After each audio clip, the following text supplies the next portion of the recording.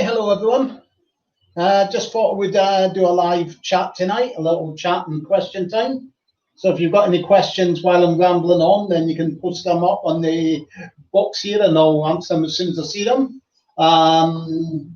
Just to say, like, a lot of people obviously don't really know about how On the Buses started out, how they came up with the idea for On the Buses. Basically,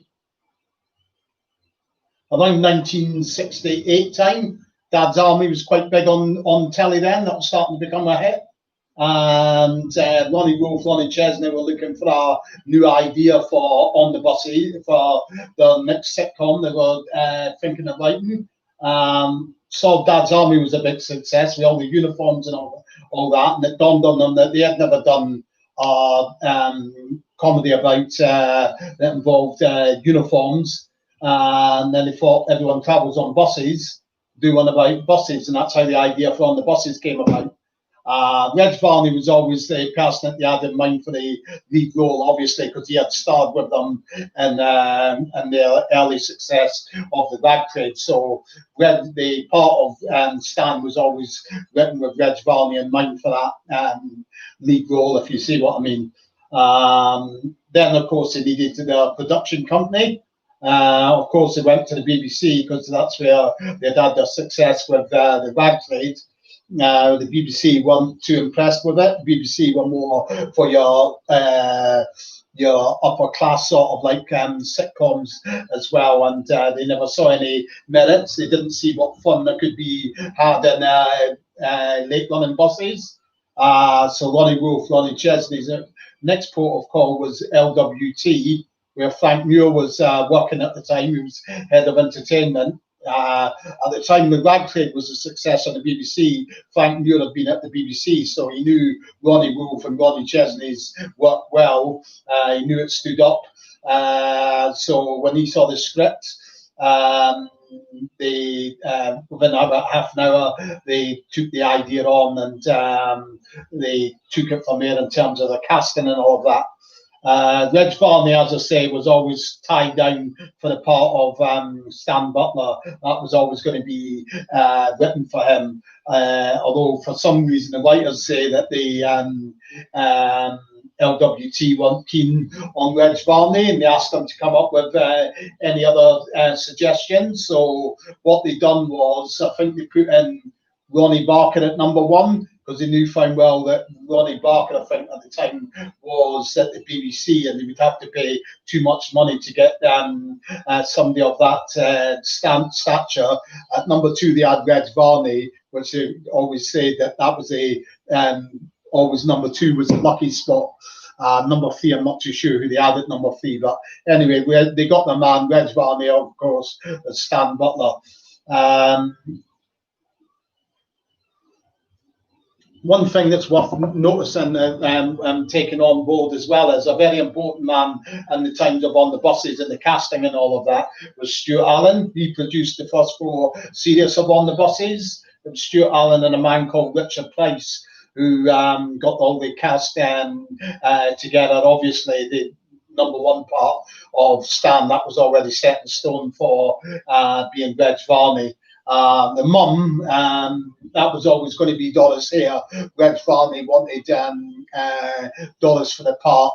The writers were keen to get Doris for the part as well, but as it turned out, sadly, she was unavailable at the time.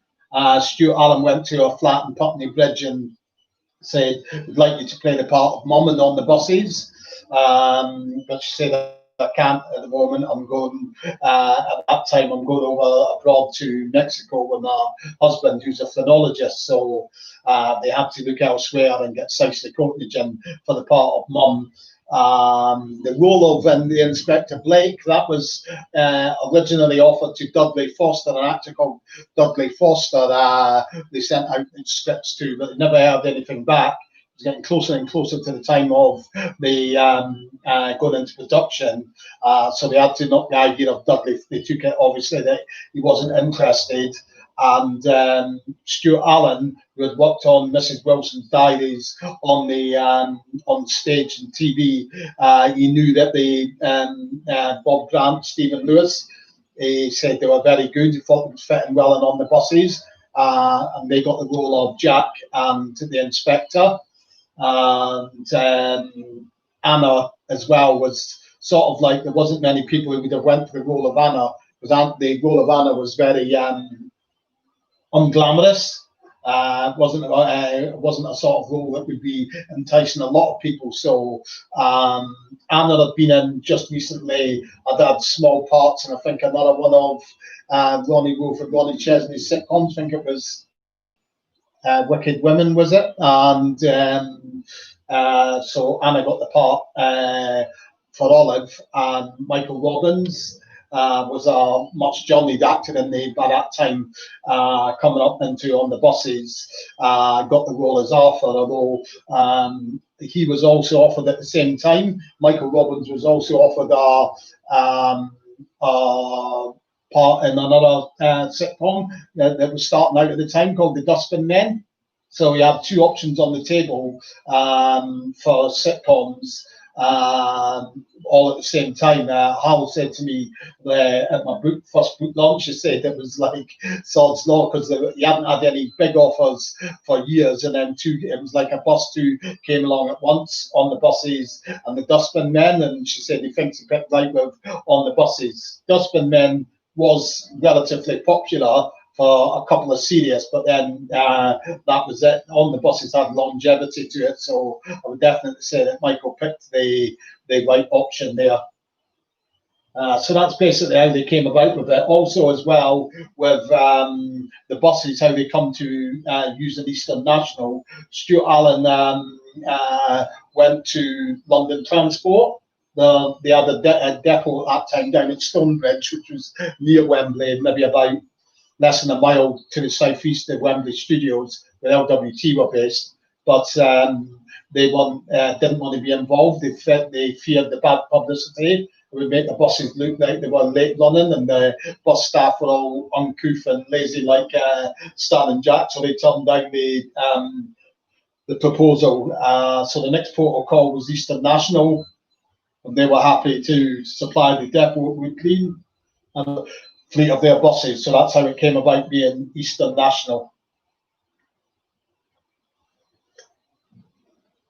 So if you've got any questions while I'm rabbiting on here, then you can feel free to post them up, and I'll answer them for you as soon as I see them on the screen.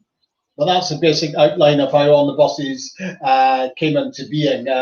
Obviously, when it first started out, they had no idea it was going to be the massive success that it was. Like Bob Grant thought there were going to be the few episodes, and then that would be it, as he says in the interview that are downloaded on YouTube.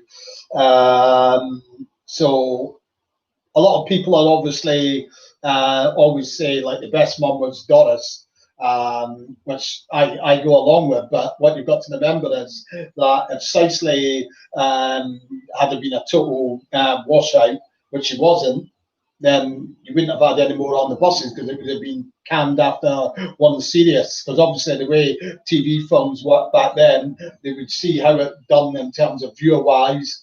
Obviously, if it had been very poor for ratings, the second series wouldn't have got commissioned. But thankfully, the ratings were healthy enough, and Cicely was part of that team at first. They were healthy enough to get a second series commissioned, and then Doris Haircut was available then to come and take over the role as mum. So Cicely played a part in the success of On the Buses as well, it must be remembered.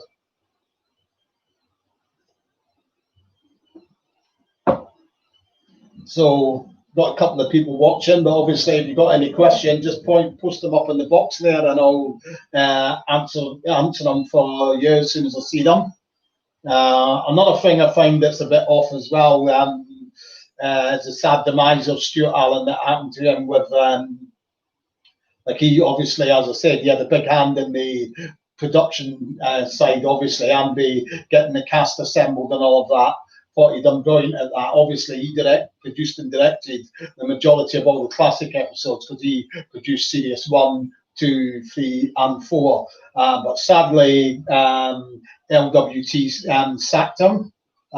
Spoke to Stuart at an On the Buses event, and he told me that the reason that the LWT sacked him was Rupert Murdoch was the exec then at the time. You may know Rupert Murdoch more common nowadays for the likes of Sky, the owner of Sky.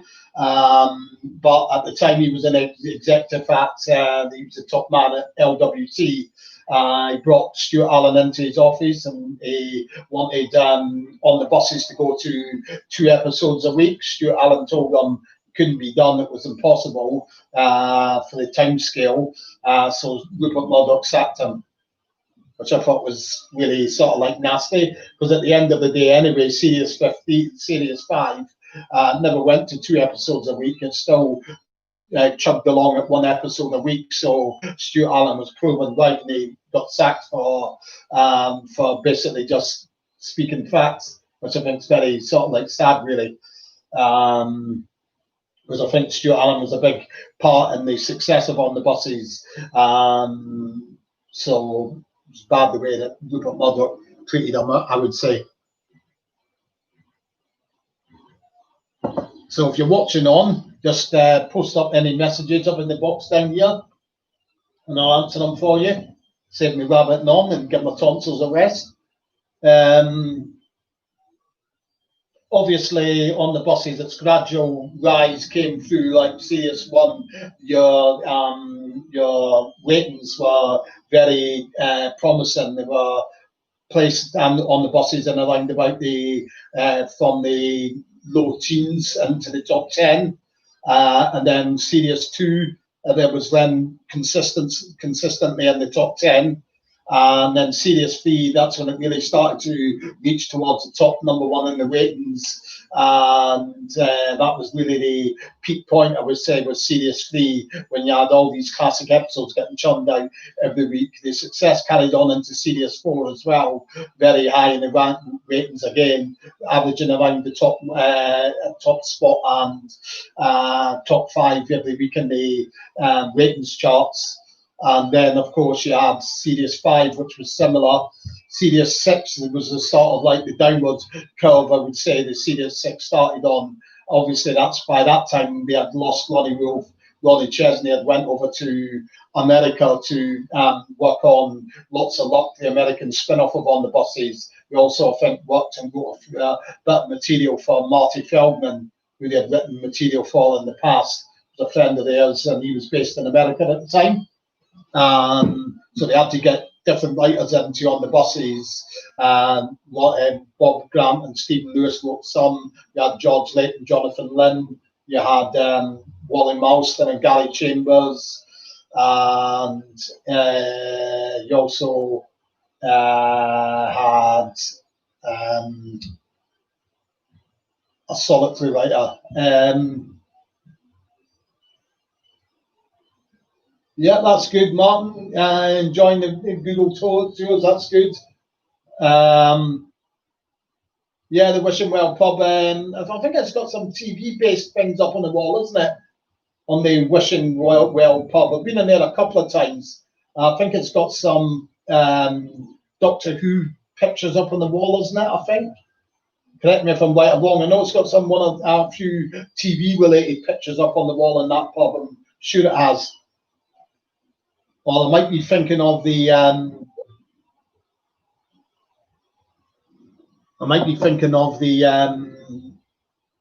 Toby Inn, Toby Carvey, which is up on Studio Way. I'm not too sure. It's one of those two.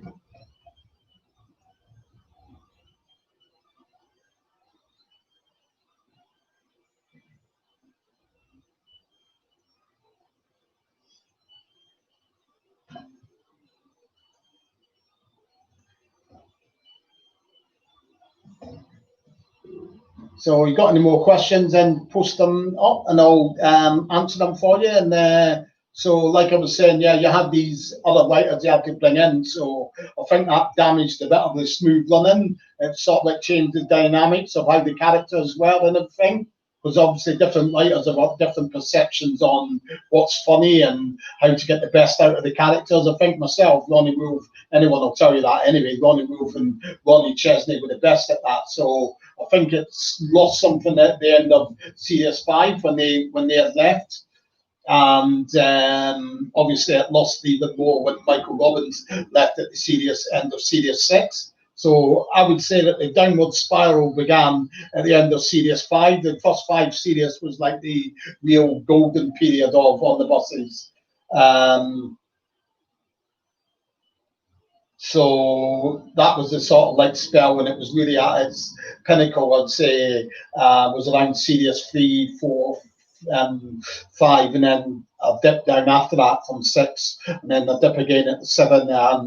Even by the end of Series 7, when On the Buses had ended, by the time Series 7 had ended, sorry, On the Buses, it was still a top 20 in the chart. So it certainly hadn't gone out of favour with fans. It still could still even get into the top 10 of the ratings chart. So it was still a very healthy viewer pooler. So LWT did want an 8th series, but the cast that were remaining by that time all said, nah, they didn't want to continue on to a point where things were just going getting worse and worse for them. You see what I mean? Which I think was they made the wise decision. Obviously, a lot of people you speak to, obviously through my Facebook group and all of that. A lot of them are sort of like, why didn't you end it at Series 6 and all of that? Well, because they're contracted out to do your 7th series, you've got to do it, if you see what I mean.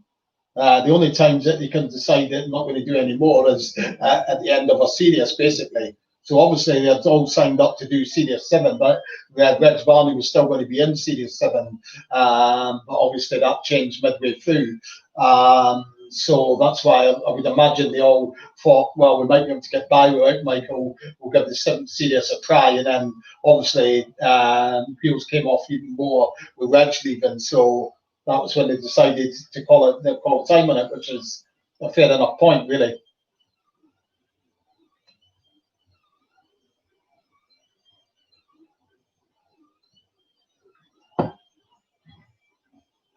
Yep. So anyone got any questions, you can just post them up, and anything to do with On the Buses, then I'll answer away.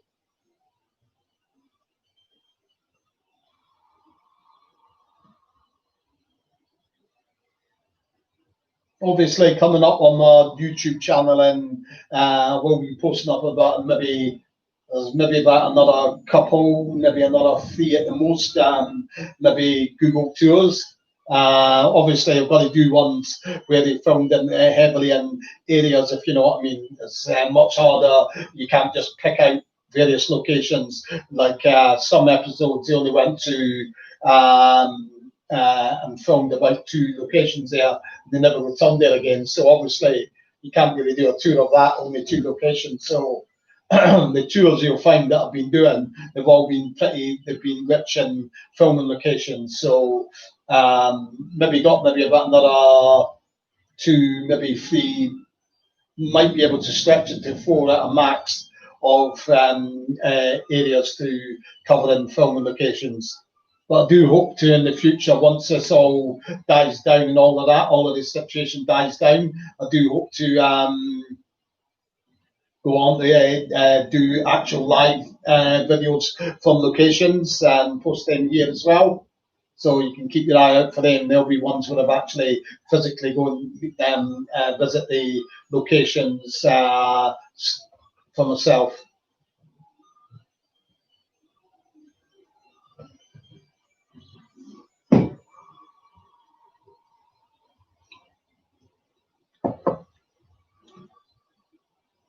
So if anyone's got any questions, just post them up.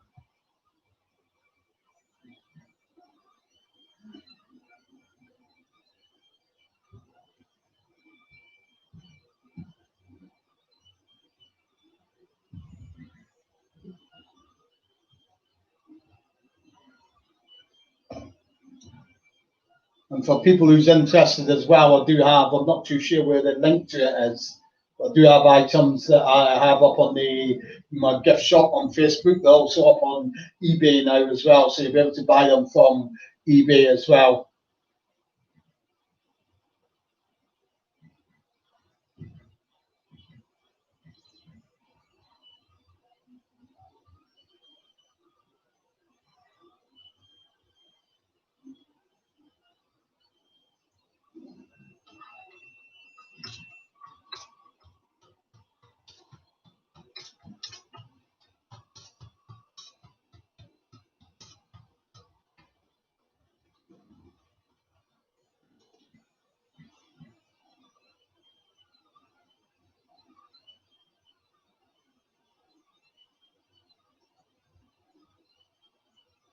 So any questions, post them up and I'll answer them for you.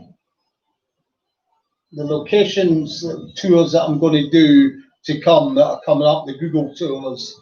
I'm going to do another one of North Wales. So that's the non-holiday camp locations, obviously. So that'll cover Gazeth, Rutland, Will, St Asaph Road, those sorts of locations there. So that should be quite a long one. Other ones that I will be taking in as well are locations such as I'm going to do one of Shenley, which is a small village to the northeast of Bournemouth. We found a lot of scenes from the film as well. Might be able to stretch one out to South London, which is areas such as Sutton and Morden, because he did do about maybe 3, 4, maybe about, well, maybe more than that, about 6 or 7 locations from that area. So might be able to do that. That may be about it. So just have to wait and see. They'll probably pop up sometime in the next couple of weeks.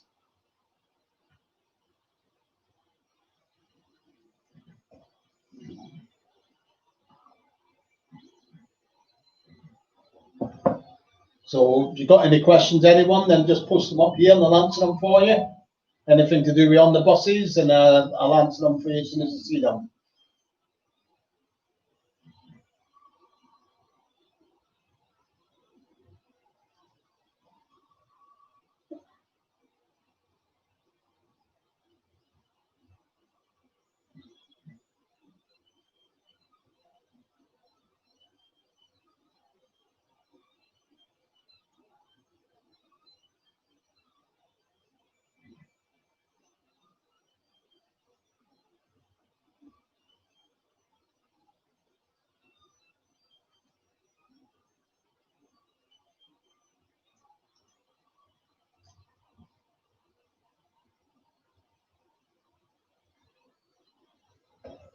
Okay, so just post up your questions. If you've got any questions, anything to do with on the buses, can be the filming locations.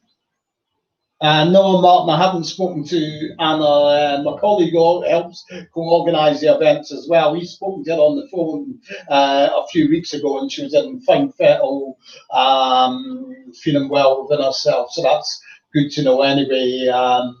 So there's no worries on that front, thankfully. Same with Nina West as well. We've been in touch with Nina. Nina's fine as well. And so is Sandra, as far as we know. Sandra's fine as well. Sandra Blank.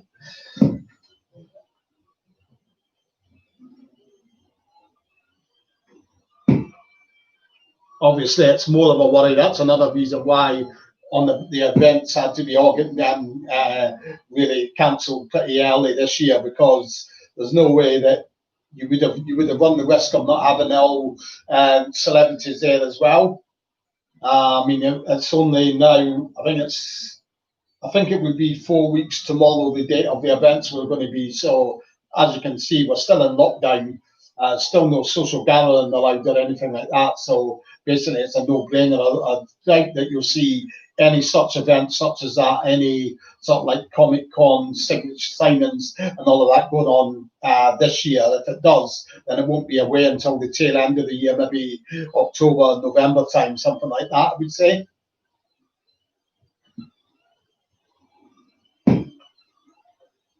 So if you've got any questions, then just ask them about my books, filming locations, like anything on the YouTube channel, anything to do with the merchandise I've just begun selling, anything to do with on the buses, the cast and crew and all of that.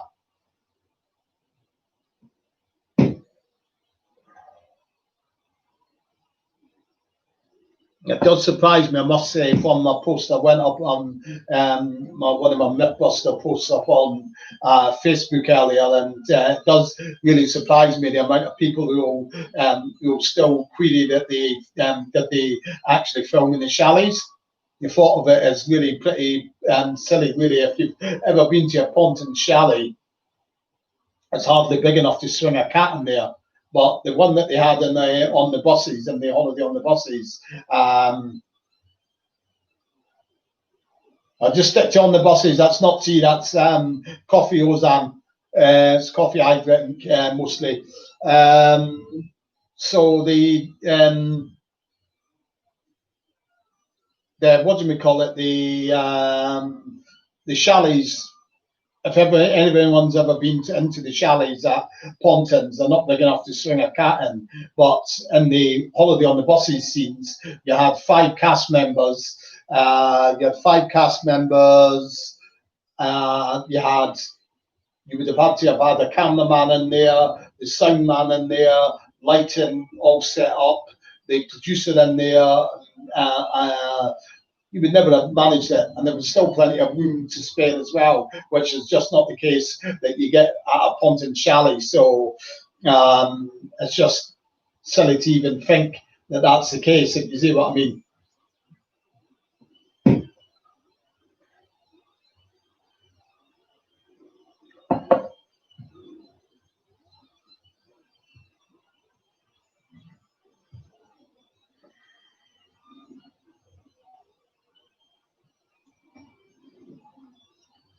So you got any on the buses questions, then ask away, cast or crew or anything like that, anything to do with filming locations, on the buses filming locations, anything to do with the events organised on my 4 books, just ask away and I'll answer them for you as soon as I see them on the screen.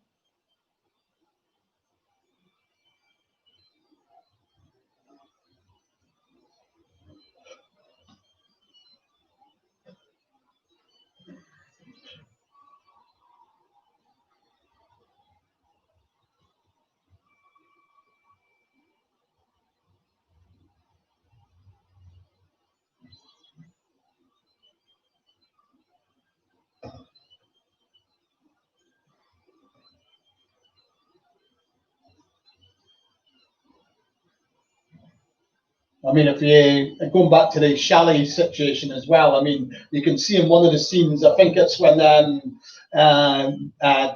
Doris' mum, she runs across to the window and she says it's the inspector. She pulls back the curtain and you can see something that looks like a tree or a bush there.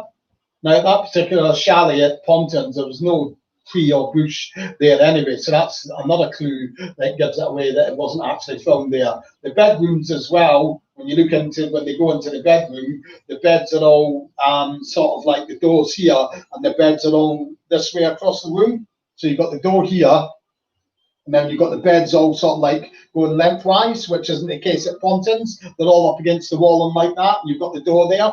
So that's how you know that that was wrong as well. Plus, in their bedrooms, they also had, in the bedroom in the Arthur and Olive's room, they had a little bedside cabinet and they had a big wardrobe in there and a dressing table. We don't have that sort of furniture in our Pontins. So that's how you know another that it was a studio set.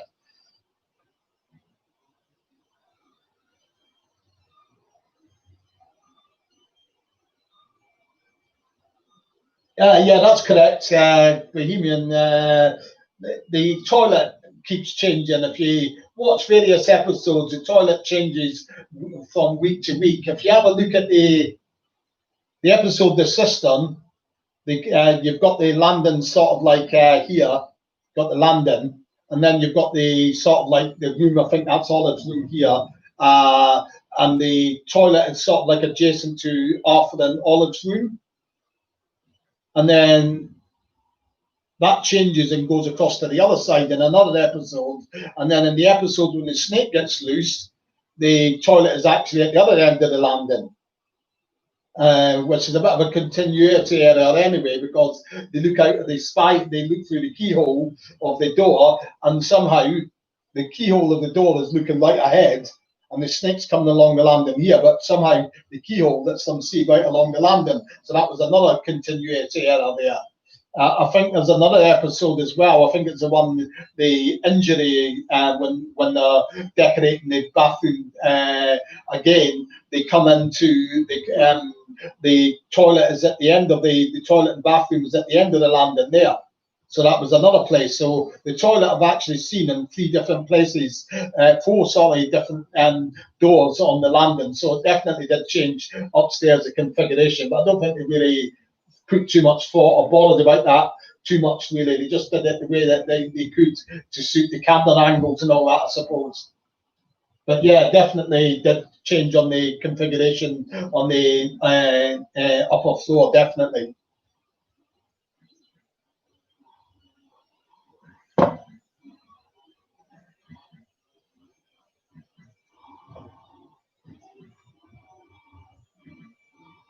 I think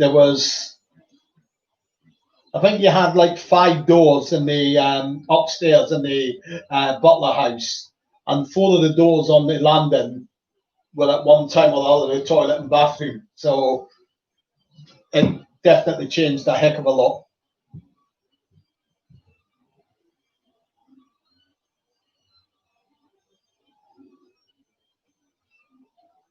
Okay, so any more questions like that, post them up. That's good. I'll answer them for you.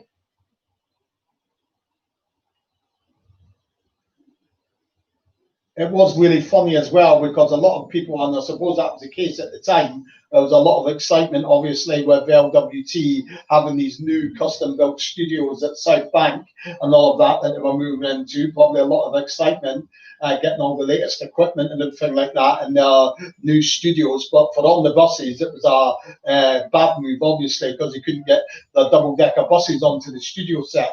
So they had to resort to dropping down from hoists, fake double upper deck, or loading it onto a single deck bus, which wasn't really great at all, really. So for on the buses, the better studios for them to be at, I would say most definitely was Wembley Studios. You could have the authentic Bristol low-deckers coming into the studios, which you couldn't get at South Bank because the double bay doors leading onto the studio set weren't tall enough to get a Bristol low-decker in.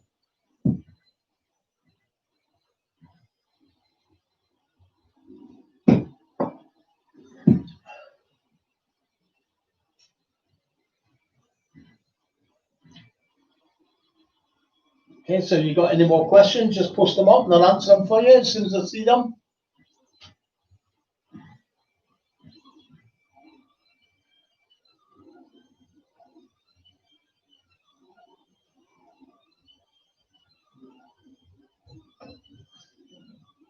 Suppose you watch the space because that might be the other one, another one in the Mythbuster series, the one about the South Bank Studios and all of that being this great new home for LWT. It certainly wasn't for on the buses. I suppose that was another thing as well that Series 7 battled against. There was a whole load of things really that Series 7 suffered from. Obviously, 2 key cast members was one. Obviously they didn't have the same script writers week in week out as well. Was probably another loss to it. And also as well, you had you couldn't get the double decker buses onto the depot set. So that probably hindered it as well. They took away that bit of realism with it as well. So there was a lot of things that went against Series 4 and 7 and its and all fairness to it.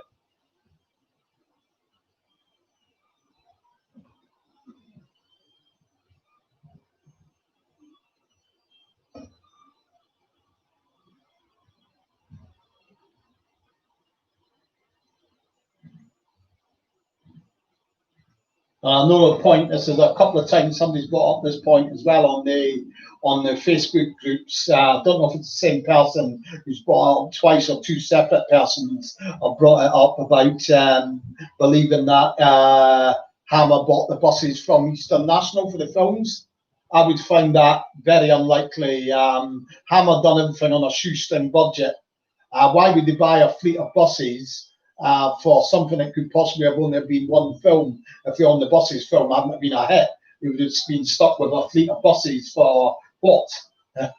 I don't buy that at all. Roy Skeggs was a man who made the films on a shoestring budget, So that didn't entail and spending probably into hundreds or thousands of pounds to get fleets of buses when the TVCS got them basically without cost, if you see what I mean. As I understand it, or what we believe has happened, the Bristol KSWs that were all Eastern National stock, they had just ended their service life of around about 2-3 months, maybe before they started filming the films. So that was a fleet of buses that they didn't need anymore. Now, after they had been used in the first film, like Eastern National probably said you can use these. These are ones that have got no course for or need for just now. But after the first film, they went on to a bus enthusiast, by the name of S12.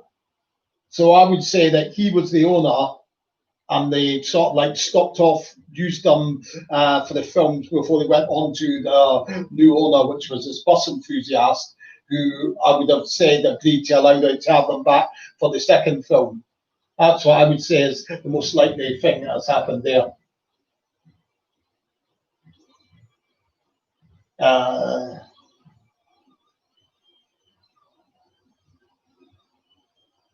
Oh yes, they've done that frequently. Obviously, what you've got to remember is in that depot, they would try not to have the bus running away with the engine because you've got all the fumes coming out. The way that they would deal with that, if they had to do anything like that, they would connect a hose, a pipe onto the back of the exhaust pipe and have that trail out of the back of the studios to let the fumes all out of there.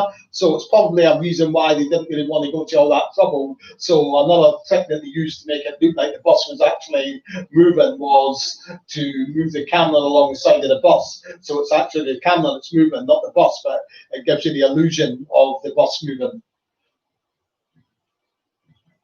That's what I would say that is. Would say it is.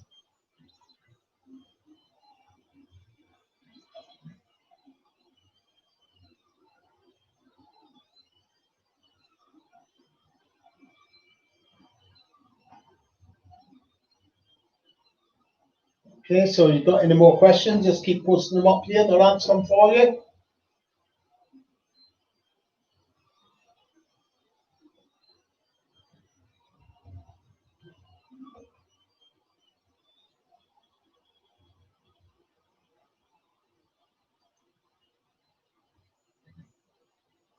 Could be anything to do with the cast crew or the filming of on the buses. Somebody did ask, I noticed on the Facebook page the other day there, they were asking about if they knew about how they went about filming the episodes and everything like that, filming scenes and such like.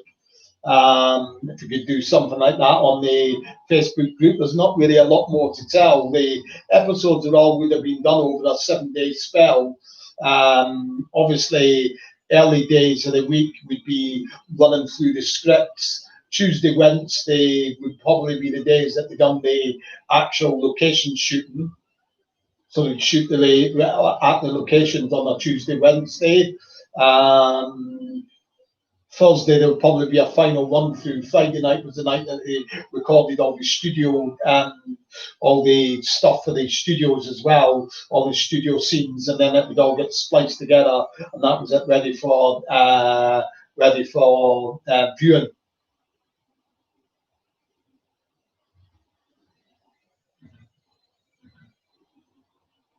Costumes are things that would probably still be in existence depending on their condition, because obviously they belong to wardrobe departments.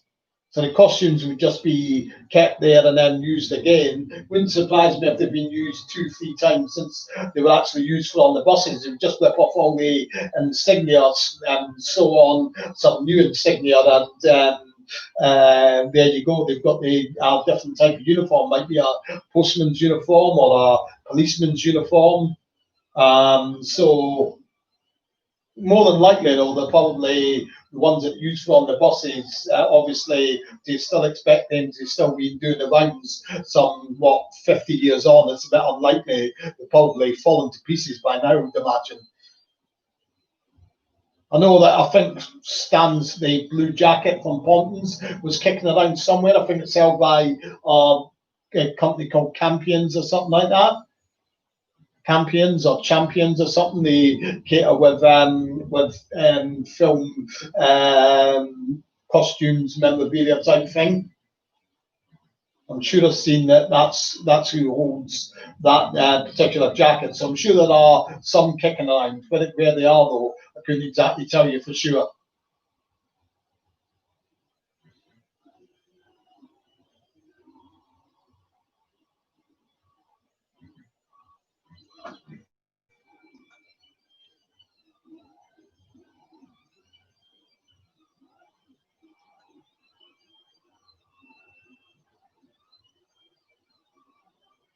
Okay, so keep the questions coming in. Any questions about a cast crew or anything to do with my books or filming locations?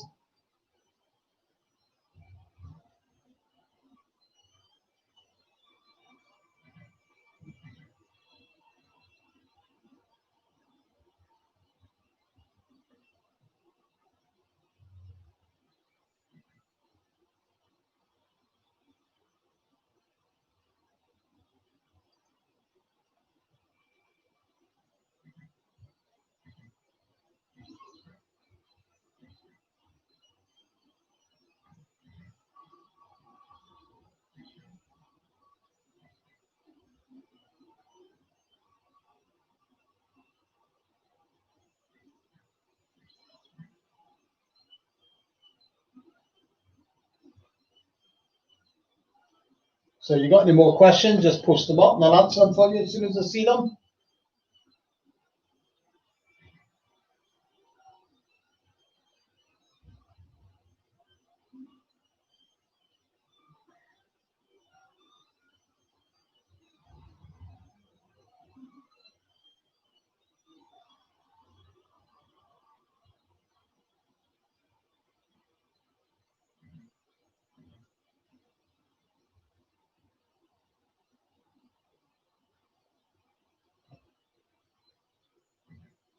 So just post up any questions, books about my books, or the events organised, or anything to do with the cast or crew, anything to do with the filming locations, or the merchandise that I sell, the on the buses merchandise.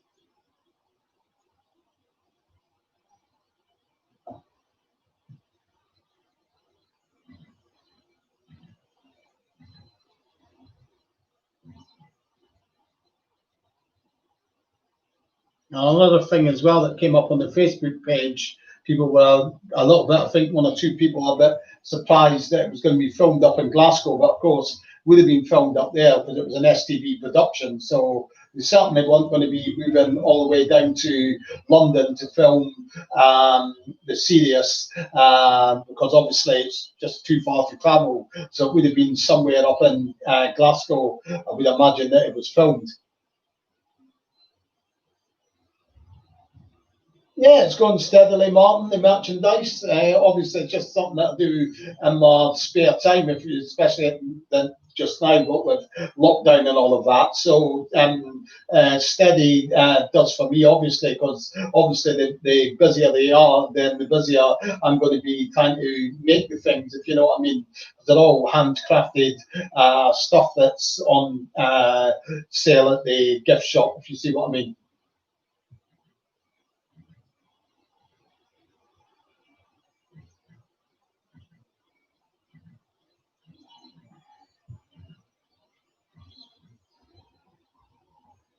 Sold a couple of lithofanes.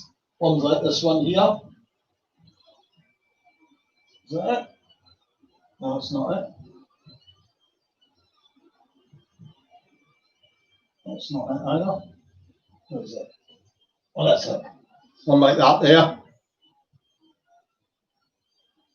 Luxton and District globe. Lights up, obviously, when you need to have the light underneath it. Then it shows up the Luxton and District emblem on it. Like a little lamp. Turns into. Sold one of them the other day, I think, and a lithophane as well I sold, and a couple of badges.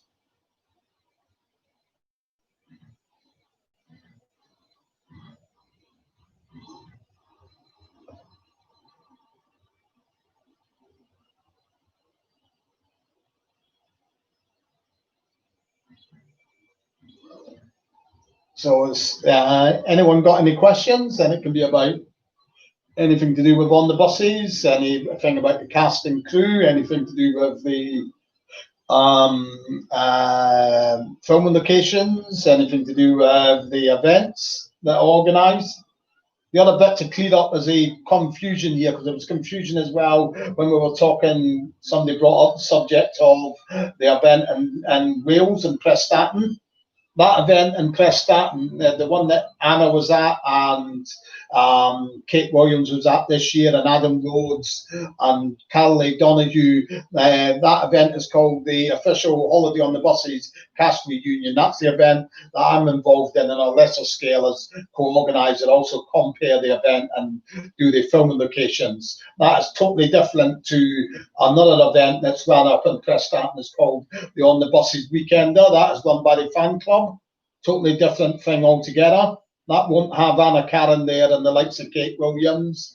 It centres more around crazy golf and all of that. So depends what floats your boat, really. So those people that were talking on the page, I think it was, about the on the buses, the events in Prestatyn, the ones that I'm involved in is the Holiday on the Buses Cast Reunion, the official Holiday on the Buses Cast Reunion events. That's the ones that I'm involved in. So they're the premier ones, because they're the ones in the last few years we've had. Last couple of years we've had Anna Karen there, Brenda Gogan, Sandra Bryant, Kate Williams, Adam Rhodes, Carolee Donahue, Annette Long, and a couple of the one of the security men, Francis, who was actually in the queue that you see when Blakey lines them all up. So those are the events for you that you, if you're looking for celebrities, as the one to be at. As far as I know, at the other event, they only had Andrea Lawrence there, and that was it. And she wasn't even in Holiday on the Buses. Okay, so you got any questions? You just post them up here, and I'll answer them for you. Can be like anything to do with it on the buses, cast, crew. There's 7 people on. You must surely have a question about on the buses that you always wondered about. Can be about my books or the events organised, or anything to do with the filming locations, or anything to do with the merchandise selling, or anything like that.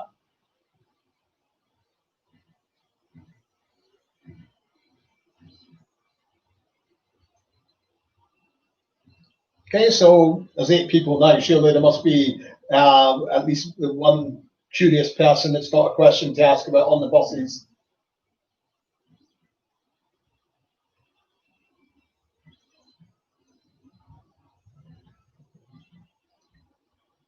So just ask away, any question at all, and I'll answer it for you.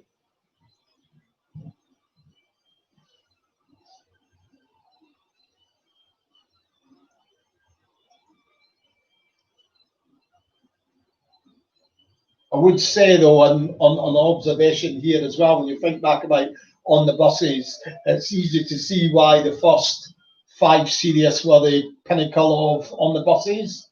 Obviously, it had all of the main cast in it. Obviously, that's a big point straight away.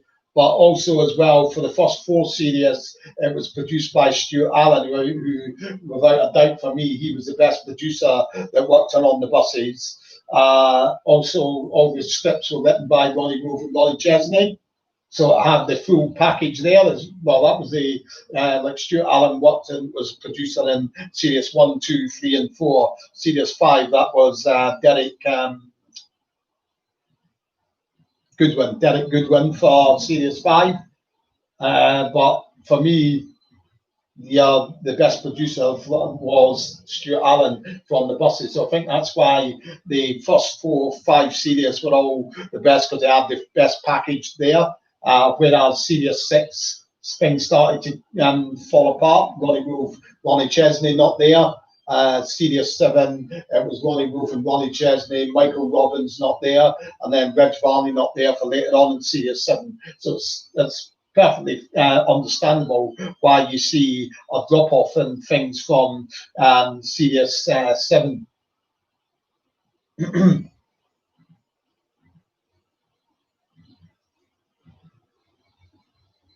Okay, so you got any questions, anyone? Just post them up and I'll answer them for you.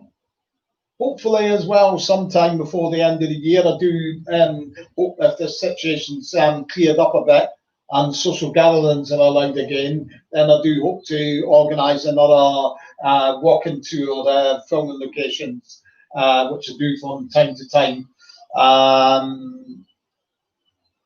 It would probably be Lambeth, because I've already done a walking tour in Boreham Woods. I've done one in Wembley, I've done one in Enfield, and I've done one in Wood Green. So those 4 locations have already been covered, as it were.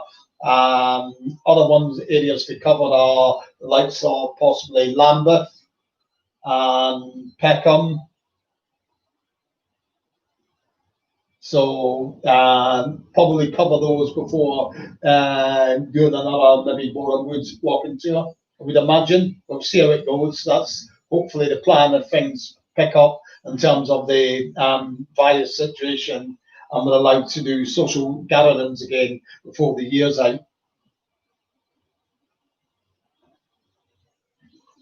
It's not out of the question that it might be a Boreham Wood one that I actually do anyway, because it's quite easy for people to get there. And I think judging by the sort of like the views and the likes that the videos are getting, the Boreham Wood location seems to be the most popular rather than the TV locations, if you know what I mean.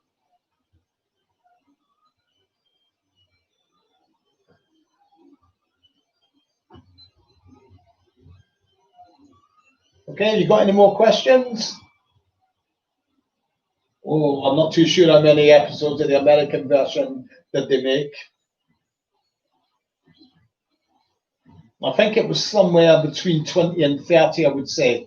Wasn't anywhere near as long running as my instinct says it's something between 20 and 30. I'll just want to Google on that just now for you, see how close I was to it. Of course, it wasn't really let's see. Yeah, 22. Well, 23 if you count the pilot episode. So it was 23 episodes. So it wasn't far out. I thought it was between 20 and 30. It was 23. It wasn't really in terms of any indication of the British on the buses, because it was only set in the lost property department. They didn't have buses like we've got over here with conductors and all of that on it, and inspectors. So you wouldn't have really. What his mate probably would have been somebody who worked in the lost property department with him. Plus, of course, the brand of humour is totally different over there, so wouldn't have been none of the seaside postcard humour that a lot of on the buses thrived on, if you know what I mean. So it's not something that I've really watched anyway. So Americans comedies just don't really do it for me. You could probably count on the fingers of one hand the amount of American comedies that I've watched more than once. Probably something like you're going back in time to things like Happy Days and maybe stuff like that, Mork and Mindy and all of that. when they were first shown on the telly over here, you would watch them to see what they were like. And they were the only ones that really sort of like I took really any sort of noted interest in.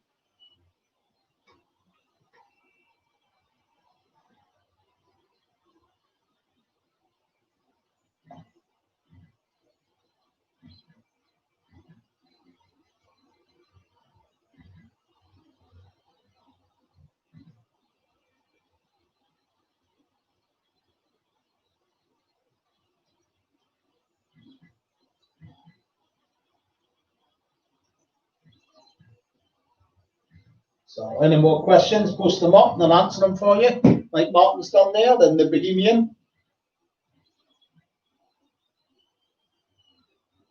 And someone as well also asked the other day, they asked me about what fleet of buses they were going to use for back on the buses. I can't really see that they would have actually got to that stage because it was budget that ruled it out happening. So obviously, if they didn't have the budget, they wouldn't have had the budget to go and approach a bus company in the first place. If you see what I mean, that would have been something that would have come later. I don't think it would have been like on the buses anyway, where it would have needed the use of a bus depot or anything like that, because Stan's bus company was just going to be done out of a backyard, if you know what I mean. So they wouldn't have actually needed a depot as such to run the to film it, as I understand it. So they could have maybe have done the budget, cut the budget down that way, but I don't think they would have actually approached our actual bus company.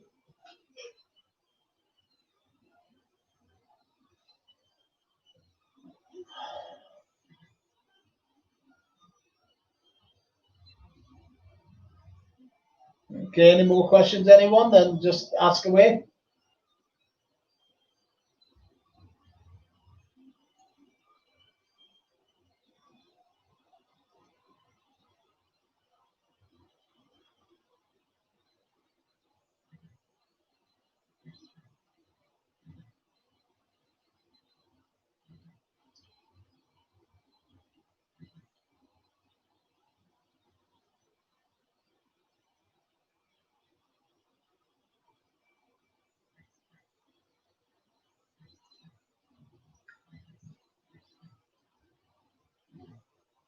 So you got any questions? Post them up, like Martin's done, the Bohemian's done, and I'll answer them as soon as I see them. Can be anything to do with on the buses, cast and crew, film locations, anything like that.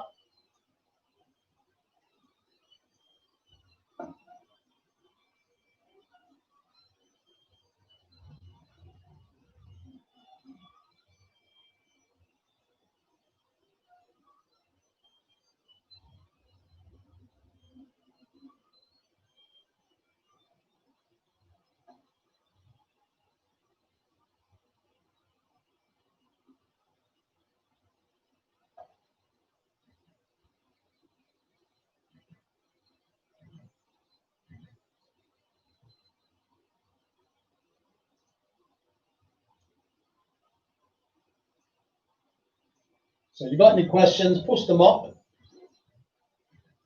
long as I've got questions, I'm happy to stay online, obviously. I can only ramble on for so long.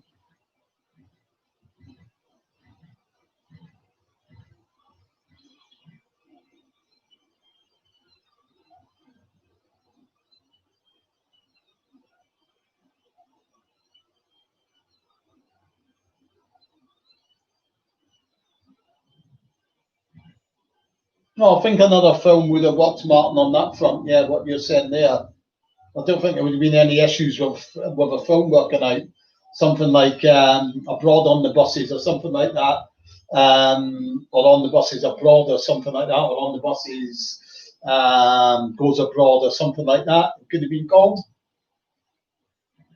Definitely think there would have been definite things there, because obviously filming's not so strenuous, if you know what I mean. So it would have suited Reg, no doubt.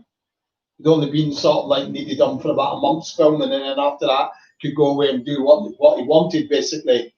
So it was maybe a good option there. But as I understand it, Hammer never actually contacted Ronnie Wolf and Ronnie Chesney and asked for a fourth script, if they could write a fourth script. I've seen it mentioned in a Hammer book somewhere that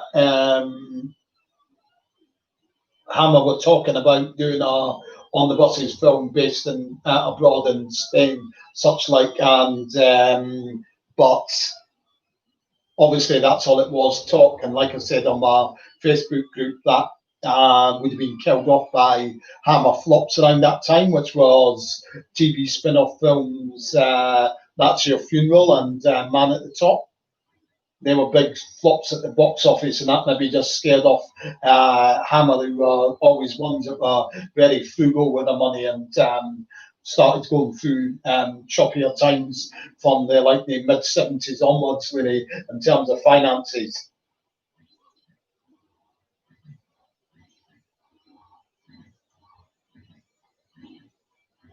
Plus, as well, if they were actually going to go and film in Spain, if you know what I mean, actually do the full works and go out to Spain and film on location, that would have been very expensive as well, if you see what I mean. So it would have been interesting to see what where they would have actually filmed for that, or whether they would have just filmed in the UK and made it appear like Spain, like they did with Carry On Abroad, obviously. I mean, the hotel in Carry On Abroad is actually the car park at Pinewood Studios.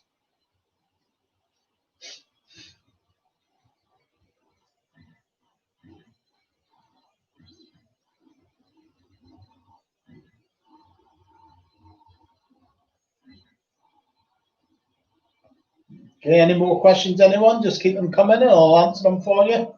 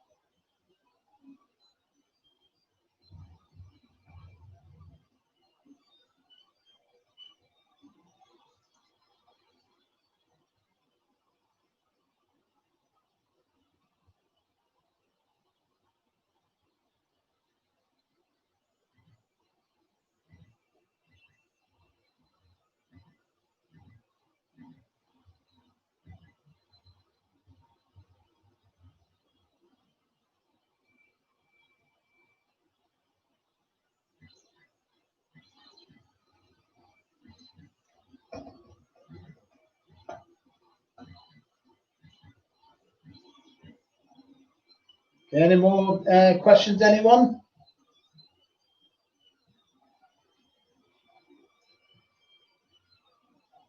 You got any questions, just post them up and I'll answer them for you as soon as I see them.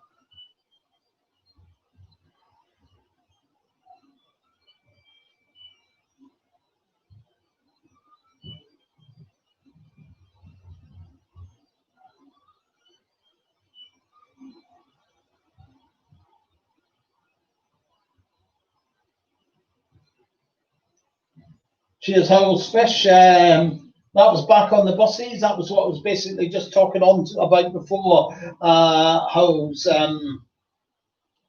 the finances for that fell through. The money that had been set aside for on the buses obviously was put in, was wasted away a lot of things, if you see what I mean. So the funding actually, they didn't have the funding in the end for it. That's why it fell through in the end, the filming of Back on the Buses. Not because it wasn't, they didn't want to do it in the end, but just basically they didn't have the money to put it into production. It could very well have been as well that they didn't, they theoretically said, yeah, we'll do it. But then when it came down to it, and then they saw how much money they would need to hire a bus, how much money they would need to hire and if they were going to use a bus depot or a bus station, how much we'd have to pay for that, and that maybe was part of the funding reason that it didn't come about, if you see what I mean. Obviously, I would presume that they first took the idea to London Weekend, who obviously weren't interested then.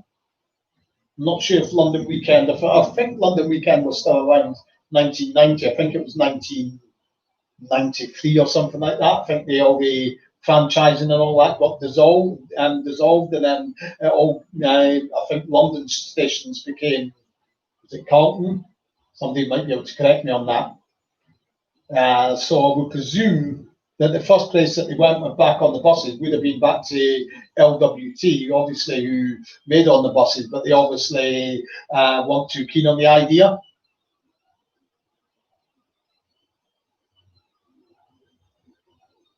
Hope that answers your question anyway, Howells. Just a case of where the funding just wasn't there for it in the end.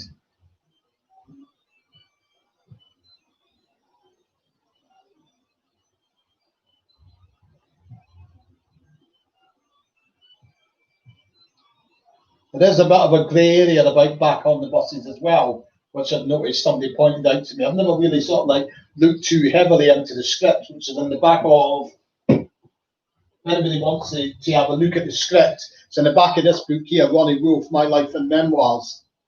So that's the name of the book that you want to look for. The script is in the back there, and somebody quite rightly pointed out to me, which is I hadn't really taken any notice of that before. There's no Bob Grant, no Jack in it, and the first episode anyway.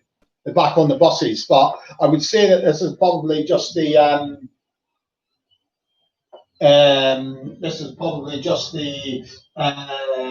first episode, because there is an article out there somewhere around about the time that this was a few months after the Wogan interviews, and they do refer to it again and saying that Jack would pop in from time to time. So obviously maybe he wasn't going to be there in every episode. When did you start your research?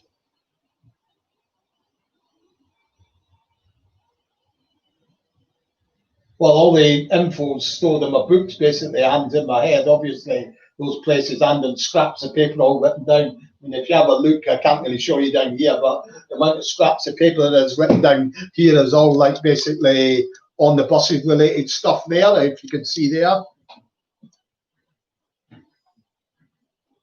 All of the paper, piles of paper and all that that's written down there and everything like that. There's paper everywhere, basically. So that's basically where it's stored as well.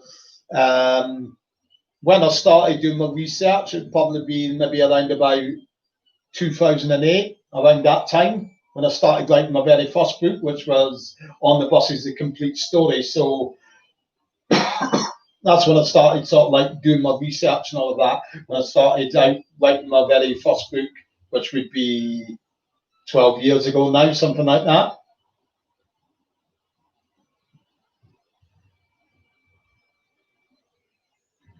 If I remember rightly, I think it was like maybe autumn, like of that year that I started writing the book, autumn around 2008, I think it would have been. Obviously,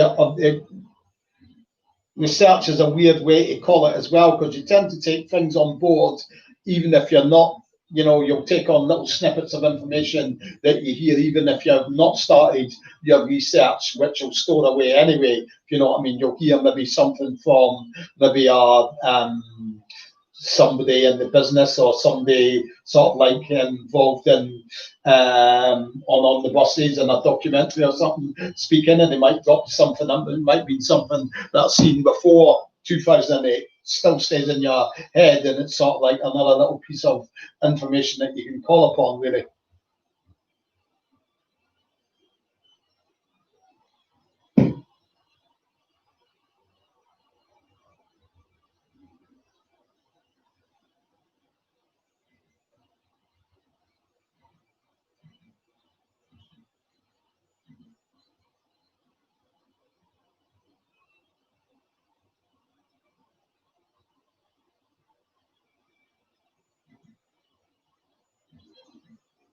Okay, so you got any more questions? Just post them up and I'll answer them for you. Anything to do with on the buses, the cast, the crew, anything to do with the buses or the books that are right?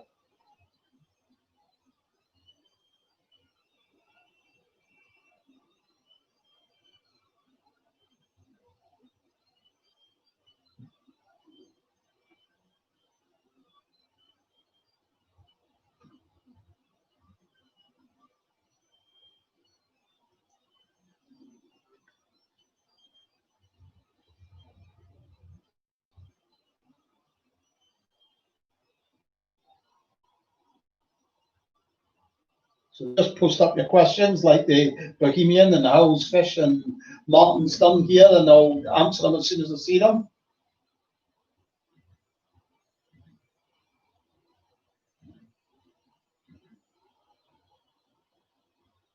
Obviously, a much contested one as well. Always keeps has vehement disagreements on either side as the amount of driving that Reg Varney done with the buses. That one always, when I mention that up in my Mythbusters, or if somebody brings that topic up, it always brings about big disagreements. I mean, the blatant fact of it all, it's common sense basically that Hammer and LWT didn't own the buses. It wasn't their buses to do what they wanted with. So would they be allowing the star of their films to get into a bus and maybe damage it in some ways? All right, he held a PSV license, but he was uninsured. Why would they do that when they've got a fleet of professional bus drivers up there, beck and call, that they could have called upon to drive the buses? I'm not saying, I've never said that Reg never drove the buses. What I'm saying is a lot of people tend to have it in their minds that he was driving, whizzing along, knocking down bus shelters and bus stops, spinning the bus around on the skid pan. Nah, the films and TV industry just didn't work like that.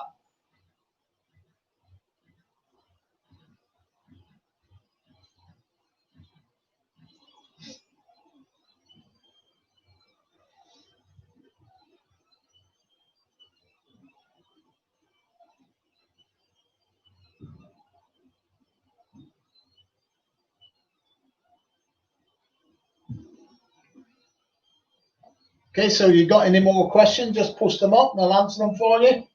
Anything to do with the on the buses, the cast, the crew, anything like that, or anything to do with the books or filming locations or the events organised, the walking tours, anything like that, then just ask away.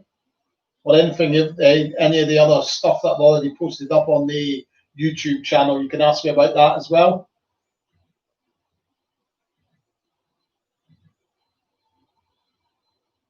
The interviews that I've got up there, incidentally, the ones of Bob Grant and Anna Karen, they came from.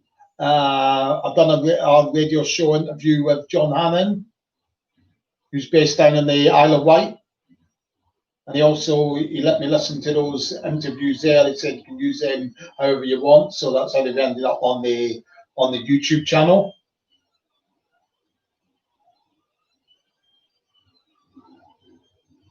Because obviously John Hannon interviewed them both. I think the Bob Grant interview was about 1978. Anna Karen's one was a lot later. It was around about maybe in the early part of this millennium, I would say maybe 2000, 2001, something like that.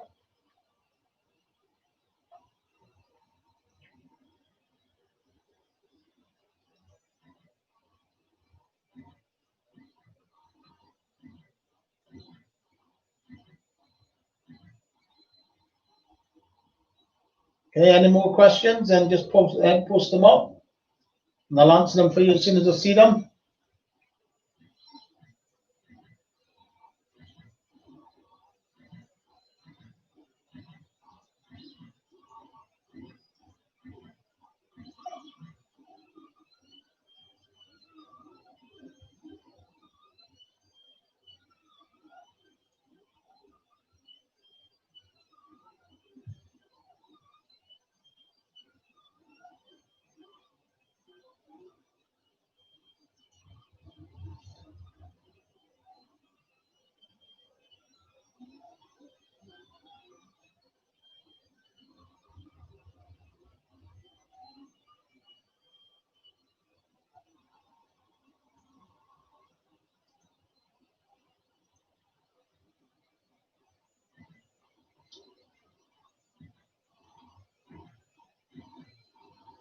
Okay, has anyone got any more questions? Just post them up if you've got any questions about on the buses or anything like that. I'll answer them for you.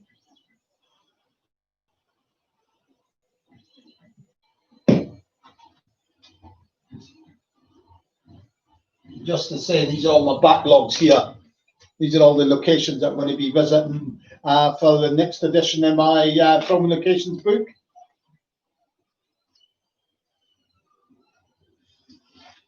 So basically, screen grabs. This is how I normally work with doing those when I go to these locations. So there's your screen grab there.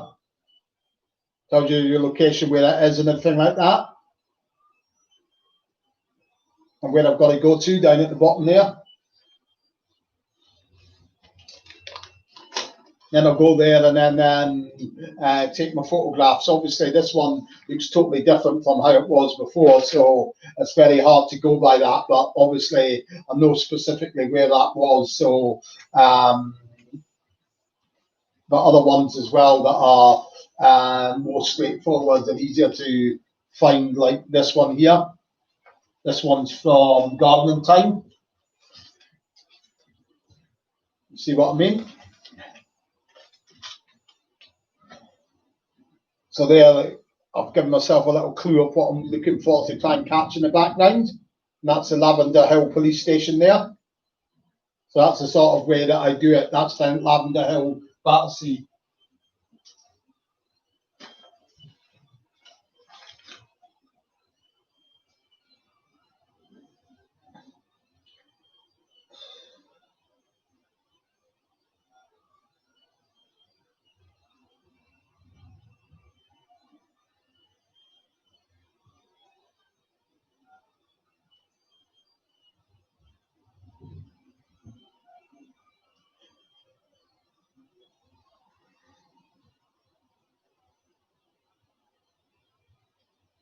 Okay, any more questions, anyone? Just post them up and I'll answer them for you.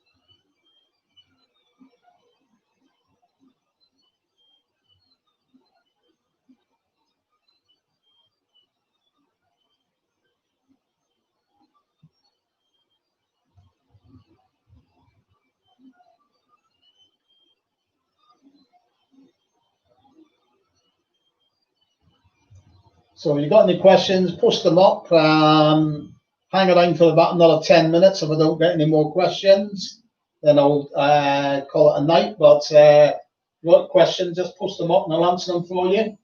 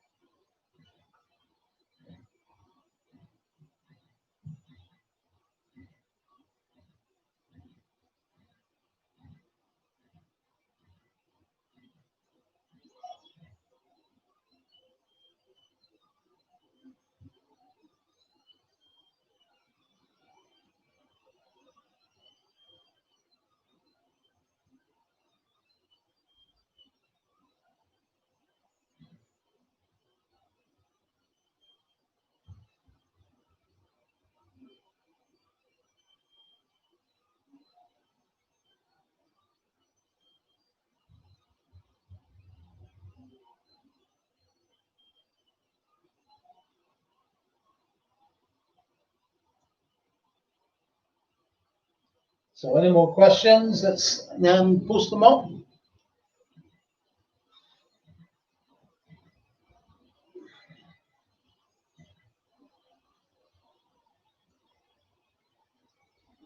just to say as well, there was a vast difference of things between the film and the TV series and the films. The films could be turned around in a space of normally, I think the average is about 4 weeks for the films, was how long it took them to film one film. Whereas obviously your series were a lot longer than that. Obviously, they done one episode every week, so you can just work that out for yourself when how long your longer episodes took, your longer series. Longest series of the lot was series 5, which was 15 episodes, so that's 15 weeks. You're talking nearly 4 months of work on it. So it's a lot of difference between that, nearly 4 months, and a film, 4 weeks.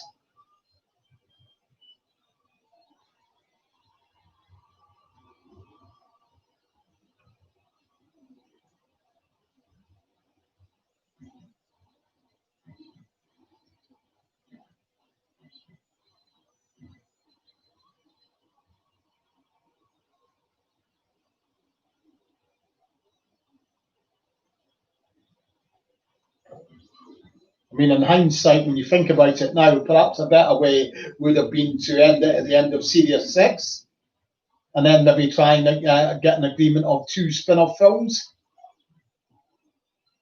and see how it went from there onwards. Of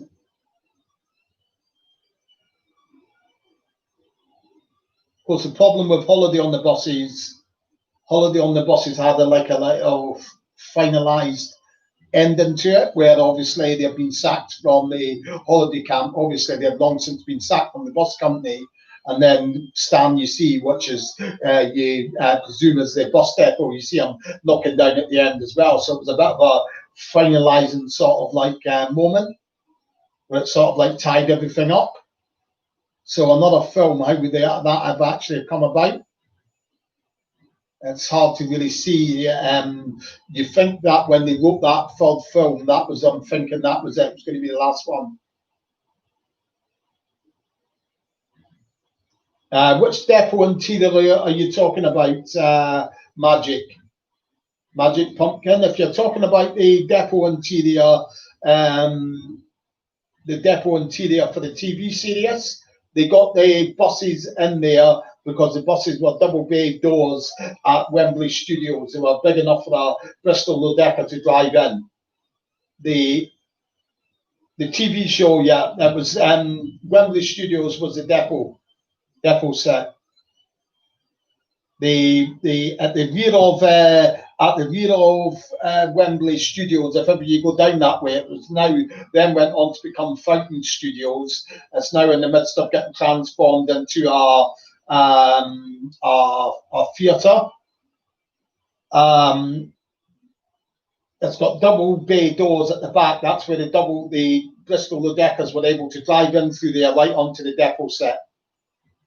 Studio 5, I think it was, that they used at LWT. That is the one, thankfully, because they've done a lot of knocking down of stuff at Wembley Studios, that one there is the one that's actually getting converted into a theatre for them to put on local amateur dramatics clubs to come and put on shows and all of that at.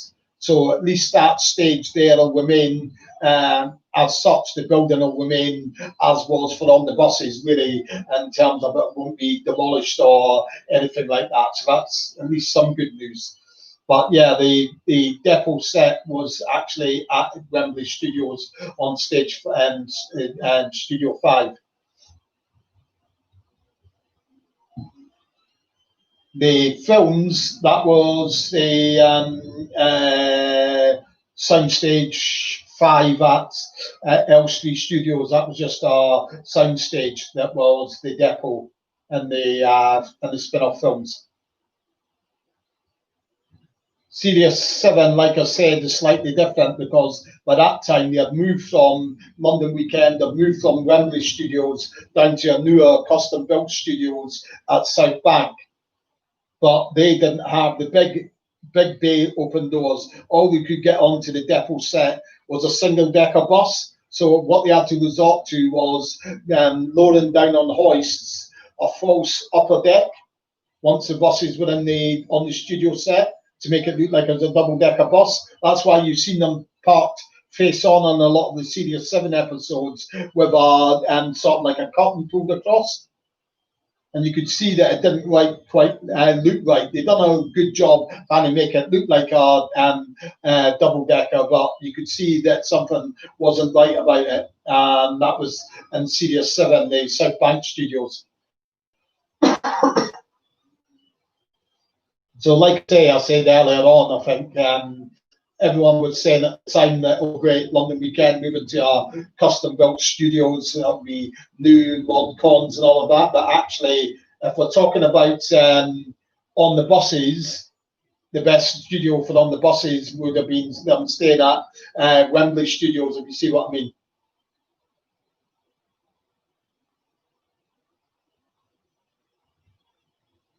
Obviously, South Bank was more modern and more up to date, but it didn't have the facility to allow a Bristol Decker bus into the depot set.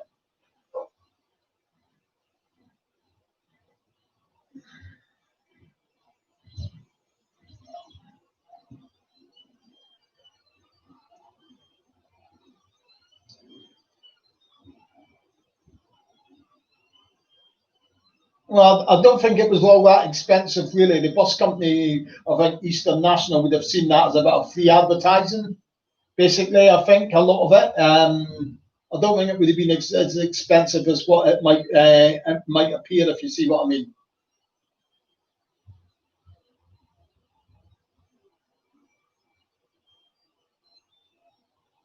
I mean, the thing is, what you've got to realise as well is why they could never have filmed that on a real depot anyway, is because there would have been buses coming in and out of there like nobody's business. It would have been absolutely impossible for them to film a scene when the bus company itself is trying to run a bus service, if you see what I mean. It would have been an absolute physical impossibility.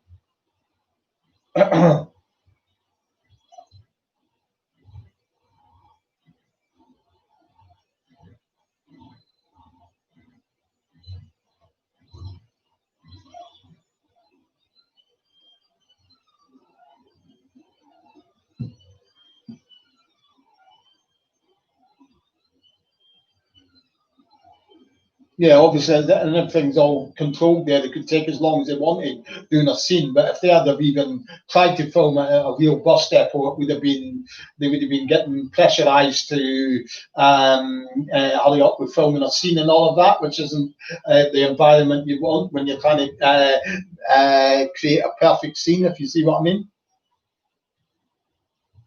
Plus, as I say, you would have had cameras and lights, the director and all the casting crew out in the middle of our bus depot with buses coming in and out. Could have been very dangerous as well.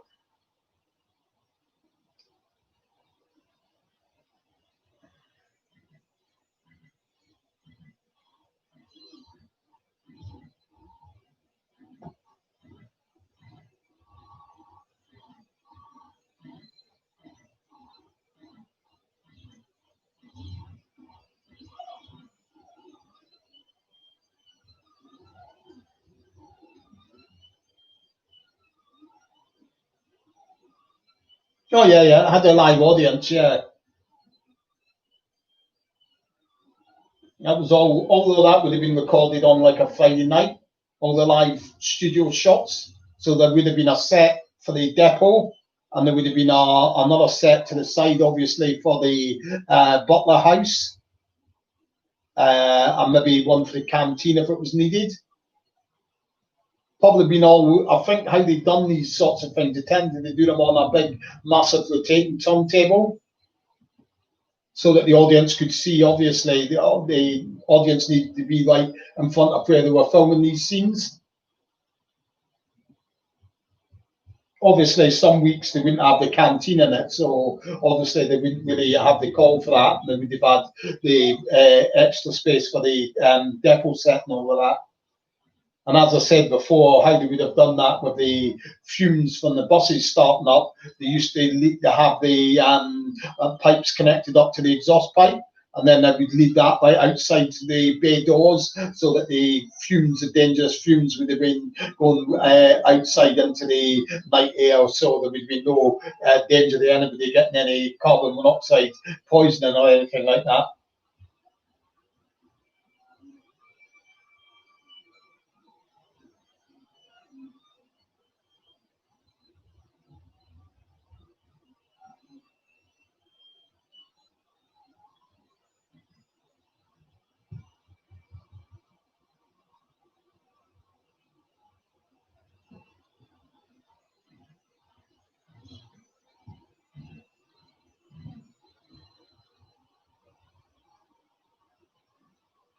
Not that I know of,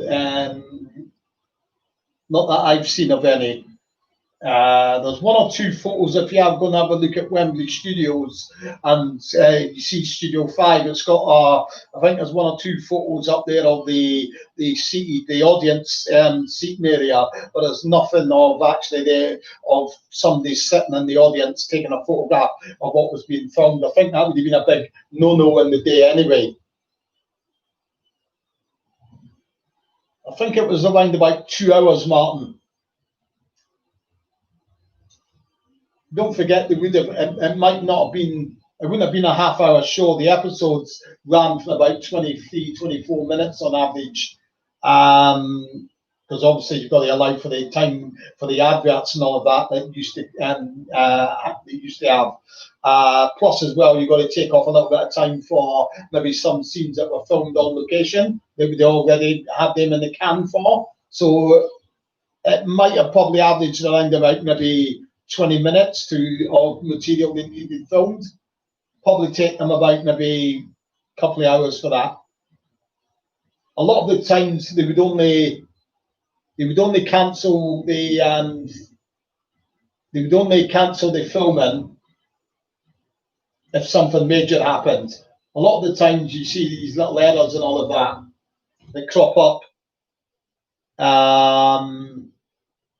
But they would have just passed on through them unless it was something really big and error. So probably take about 2 hours in total for them to get their material together that they needed.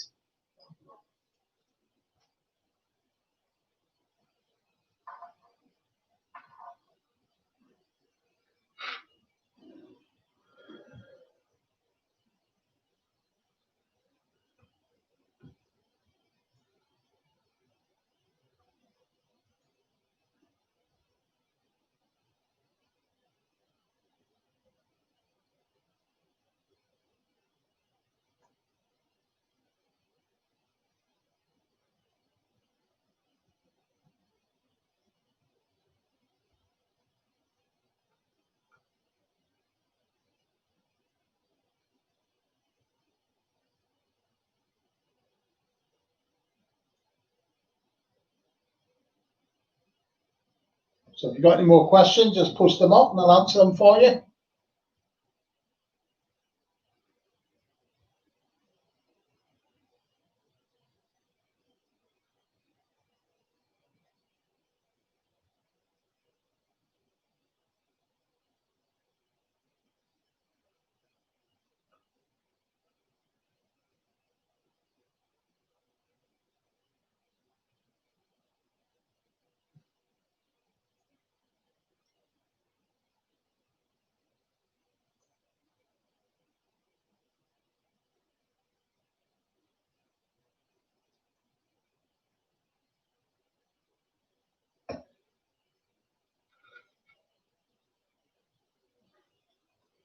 So any questions, post them up and I'll answer them for you. Anything to do with on the buses, the films, or anything to do with the cast and crew, or anything to do with my 4 books I've written, anything to do with the events I organise, or the walking tours that I organise, or the merchandise that I've started selling, just ask away.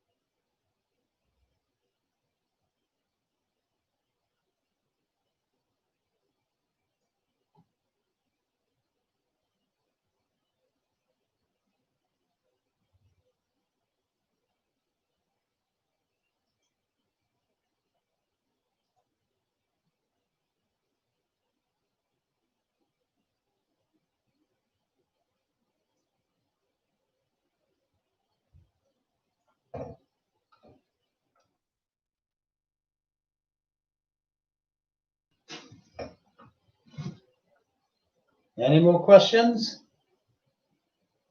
If you've got any questions, post them up and I'll answer them for you.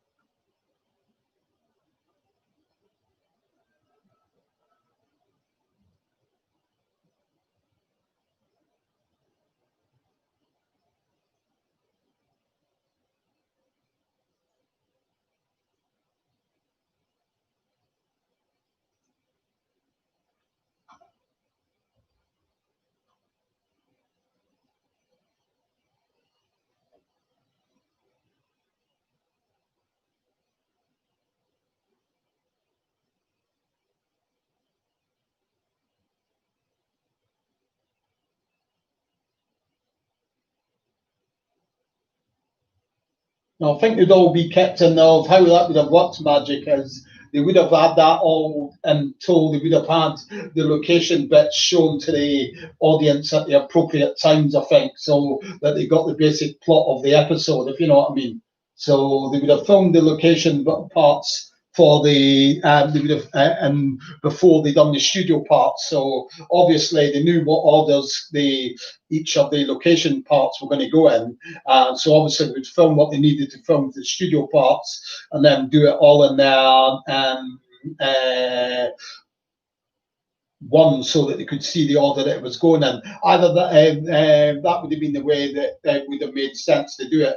Myself, basically, they would have just let them watch it on a big screen in the studios. They would have laughed and they would have recorded the audience laughing as they were watching, say, in the episode, they know where to go when they sit motorbike and sidecars out on a country lane and it crashes somewhere.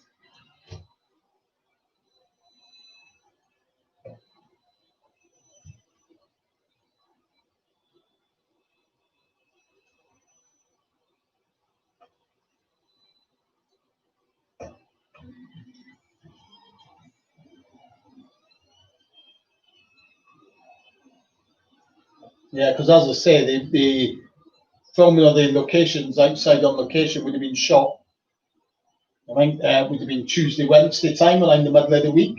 You would have filmed those location shots.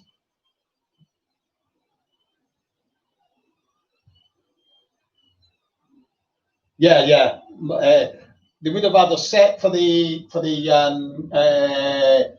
depot. They would have had a smaller set to the side for the filming of the house scenes. The like around the obviously around the table at the Butler house, which was the most common used location that they would have had. And maybe another separate one for the canteen if there was a canteen scene that needed being filmed. So they've all been done on that one sound stage. It was a big. If you go on, as I say, if you go on to Google and do a search for Stage 5 with LWT Studios, you can see that it was a big, vast area that they had to film in, if you know what I mean.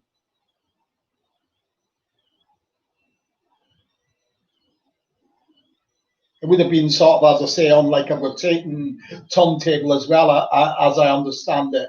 So obviously, when they needed the depot set to be forefront in front of the audience, that they would have that there and be able to rotate the turntable so that the audience, they could then see the studio, the set of the Butler House. Sorry, do you see what I mean?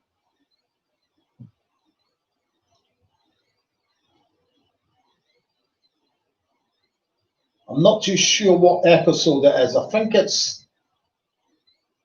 it might very well be the episode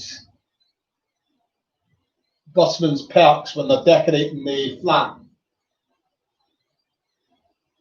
If you watch that episode, when they're painting the Arthur and Olive's bedroom, I do believe if you pause it at the right moment, you might be able to pause it. You can see the side at the end of the wall, and next to it, you can see in the background. I'm pretty certain that you can see the edge of the depot set, which shows exactly there. You can see, but you need to pause it at the exact moment. I might try and do that myself sometime, but remember to do it. Which gives you the idea of exactly how it was laid out, if you see what I mean, when they were doing the filming in studios. How's Fish? How come they chose Bob in the football episode? How did that come about? I do believe Bob had some sort of an injury at that time. I don't know if it was an Achilles injury he was out with. So he's probably kicking his heels. Could do light training, but nothing like a big match or anything. So obviously a bit of juggling the ball and everything like that was basically fine. You'd done TV work anyway. I think you'd been a panelist in some things. I don't know if he was in something else as well. So he was comfortable in front of the camera. So that's, we'd imagine. Plus it was at Arsenal, obviously, London club as well. So that's how basically it would have come about.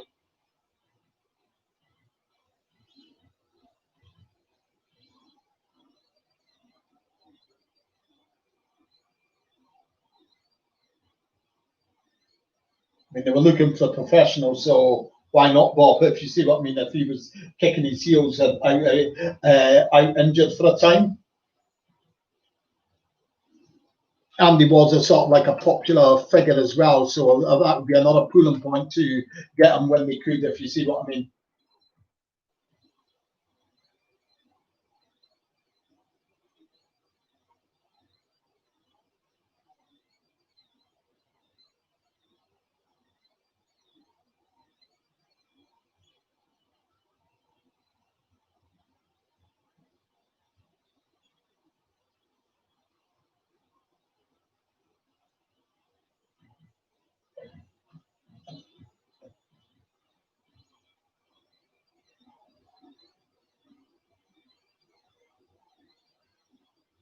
Yeah, that's what Bob done as well. Just checking there.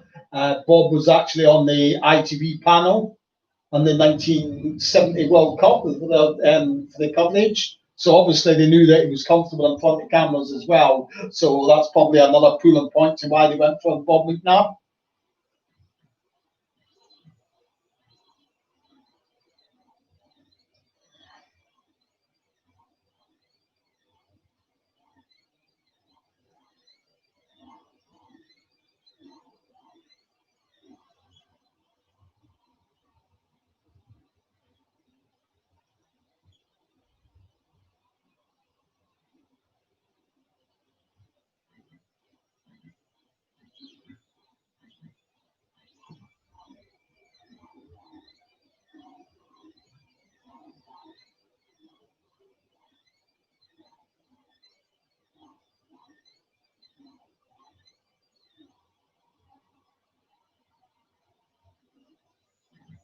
Any more questions? Just post them up and I'll answer them for you.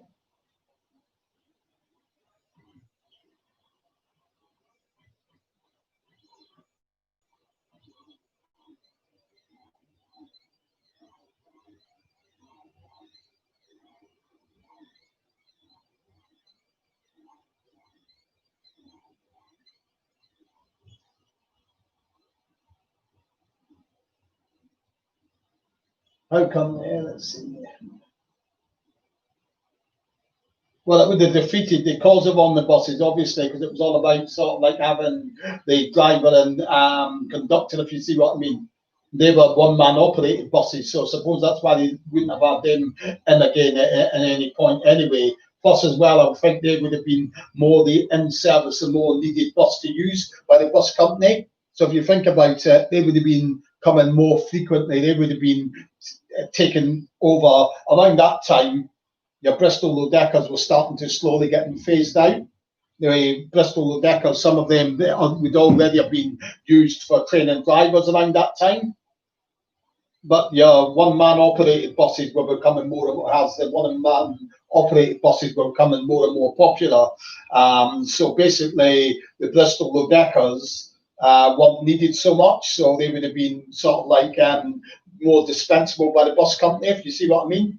Whereas your one-man operated would be more needed for services as well. So that would be another reason, but also as well because the whole ethos of on the buses was Stan and Jack, driver and conductor. You didn't have that driver-conductor thing on a one-man operated bus.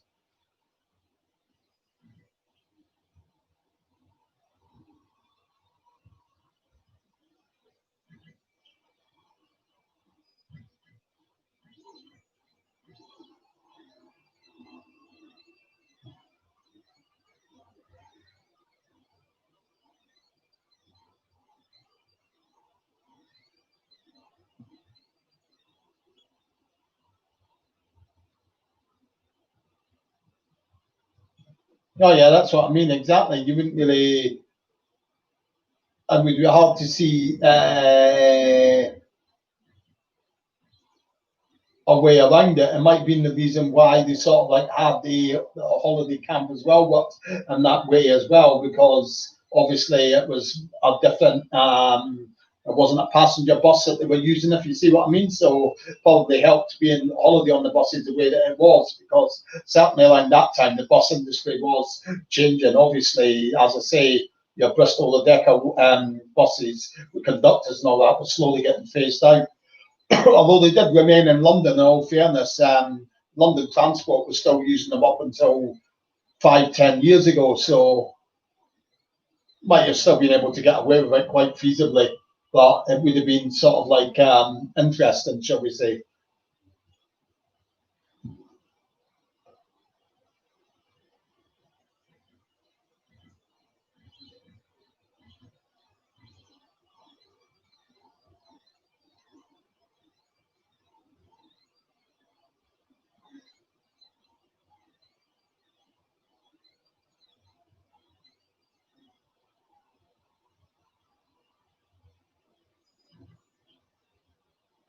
Okay, keep your questions coming in. If you got any more questions, keep asking.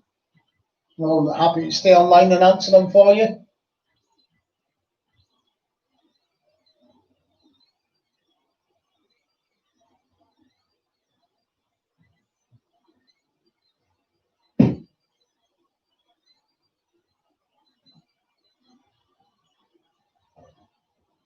No, I think it would have remained on the buses. It would have stuck with the buses and the with the conductors and all of that as well, as long as possible. But basically, it wasn't really didn't really become an issue anyway, because obviously, as I say, by the time Series 7 came to an end, that was it. The remaining cast decided that was it. They wouldn't really do any more.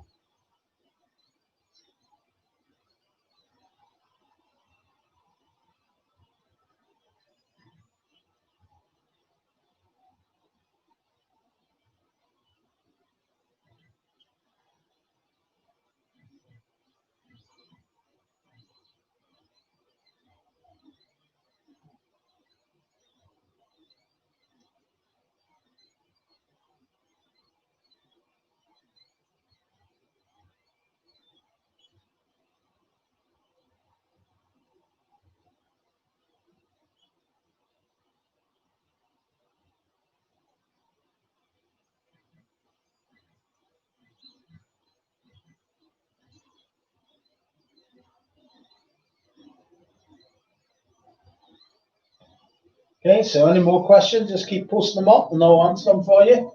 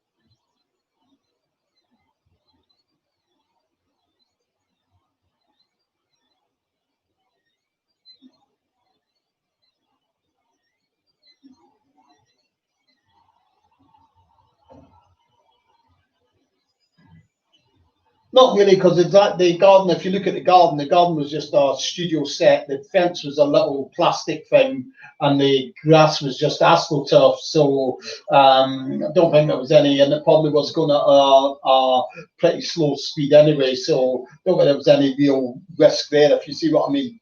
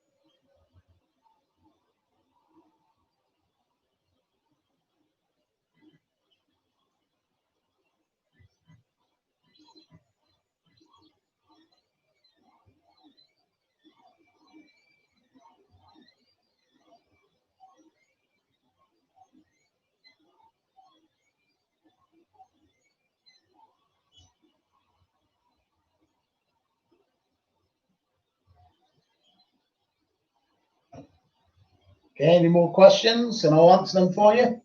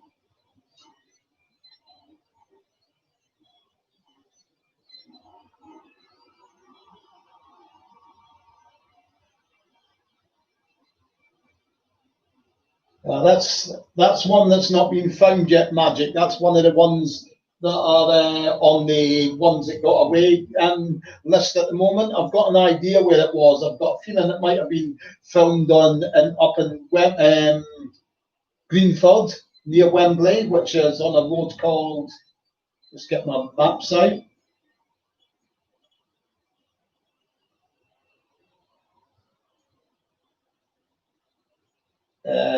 Just try and find it here for you.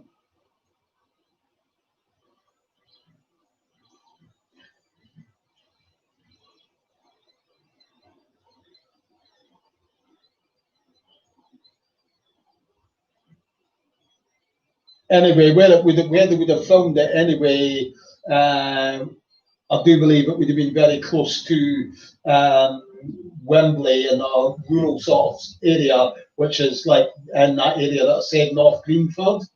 And the road was called, I think it was, just trying to find it now for you. Let's see.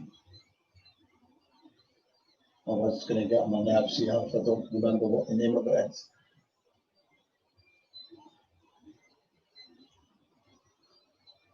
Ossendon Lane North.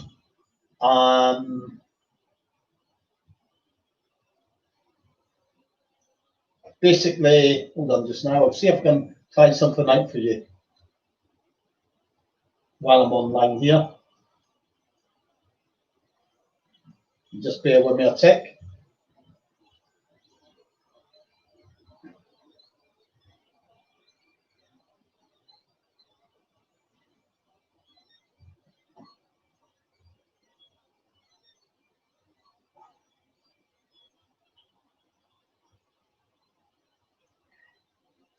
Right. So what you would do is basically, for me, basically written out, having written the locations book, um, that is where I think it could be there that you can go and have a look and judge for yourself. Um, you need a lot of, obviously you've got your clues there, which is like a country lane somewhere. Um, and I hunt around on Google Maps, Google Street View, like there, and then if I look at various country lanes that are sort of like as near as possible to Wembley, because they were based at Wembley Studios at the time. That's one of them that is there. Have a look at areas like that and see if you can see any similarities there. Problem with things with leafy lanes, the trees tend to grow.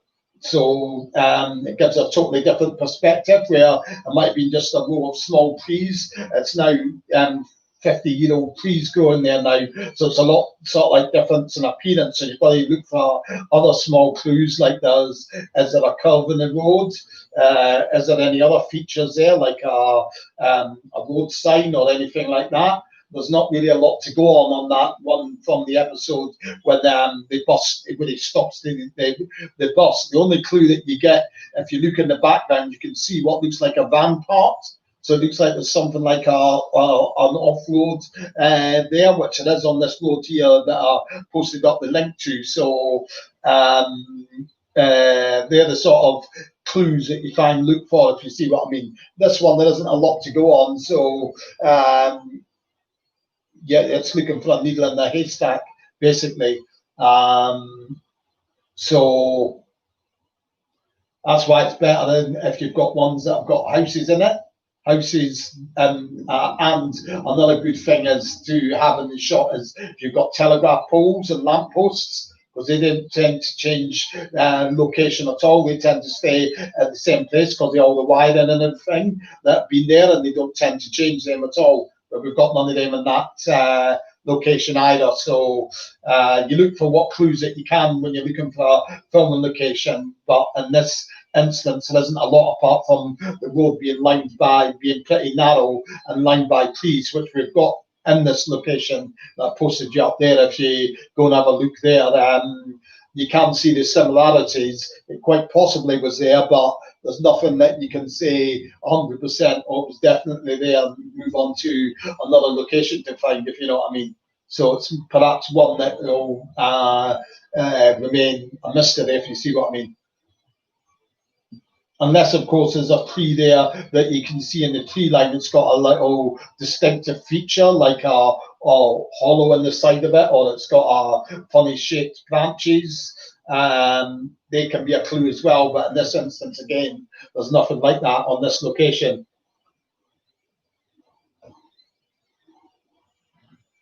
Well, yeah, they could have been. They might not never been road markings there, if you know what I mean. It's one of those things that you don't really know, if you see what I mean.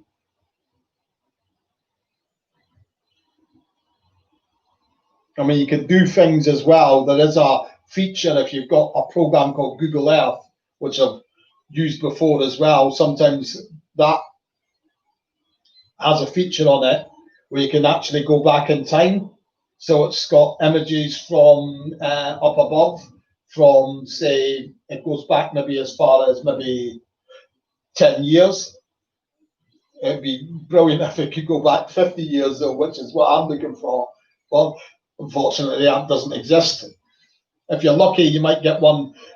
What it tends to do is it'll go back for you for 10 years, and then they've got another one where they jump back to 1945, which is it's just like a black and white bloody army image. So you can't make anything out. So it goes from being really good from once 10 years ago back to 1945, which is no good to you either. So it misses out the golden period you want to find out the information from, which is 1971. That episode would have been 1970. Sorry.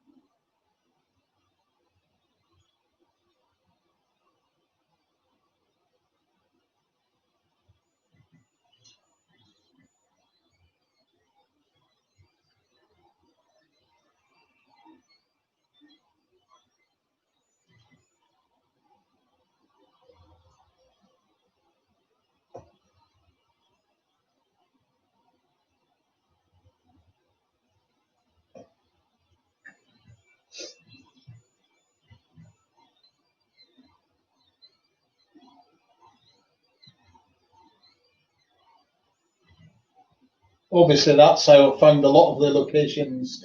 At the moment, I'm probably up to about somewhere around about 500 maybe locations that I know of the from the TV series and films. There's probably about maybe 40 that are so far that are unknown.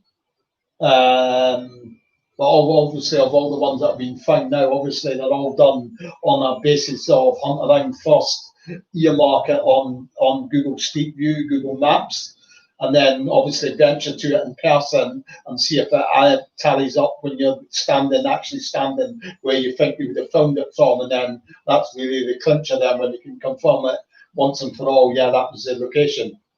So that's basically how I worked how I worked the locations out, if you see what I mean.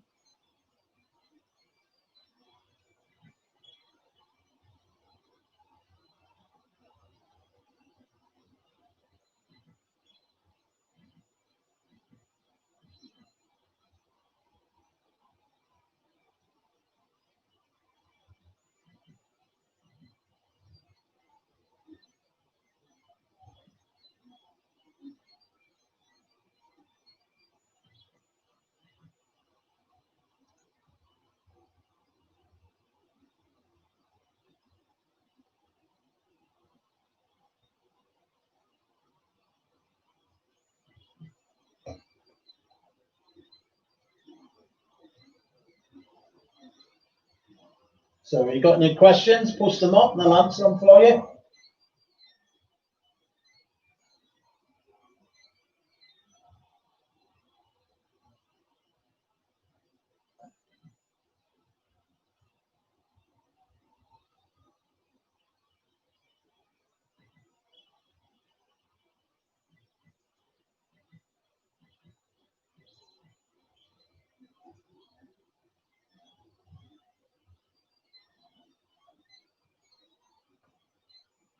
So you got any questions? Anything to do with on the buses or filming locations or the casting crew? Anything to do with my books? Anything to do with the events organised or the walking tours organised or anything to do with the merchandise that I make or anything to do with the my YouTube channel? Just ask away. I'll answer them for you.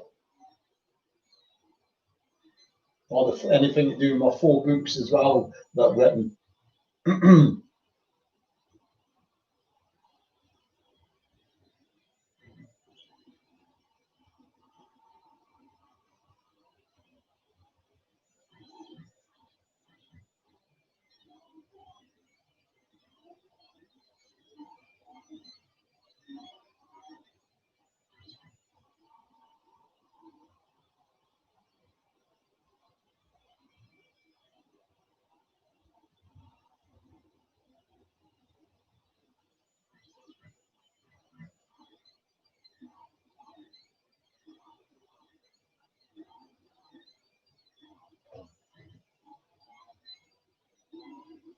So if you've got any more questions, post them up.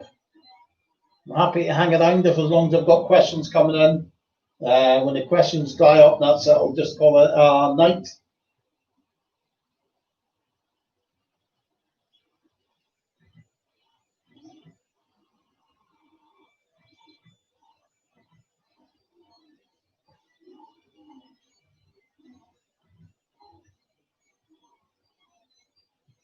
Sadly, a lot of them have passed away now, the production crew. Stuart Allen sadly passed away. The writers, Ronnie Wolf, Ronnie Chesney are no longer with us. So Roy Skeggs is another who's passed away. Roy Skeggs was an executive producer on the On the Buses films. Derek Goodwin might still be with us. I'm not too sure on that. He was a producer for Series 5. Brian Izzard's no longer with us. He was a producer on Series 6. So you see what I mean? Series 7, sorry. So yeah, if you see what I mean, there isn't really a lot still with us, if you see what I mean.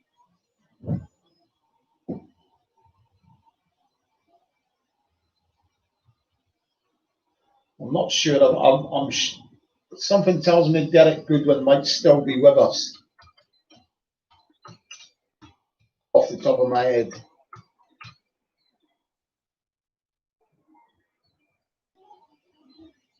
Yeah, he is still with us, but obviously he's 84 now. So probably if you're talking production, on the production side of things, probably I would say it would be Derek Goodwin, because he's basically the only one that is still with us now. There isn't anyone else. Derek Goodwin, I think he produced the series 5 episodes. He took over from Stuart Allen as a producer of the TV series.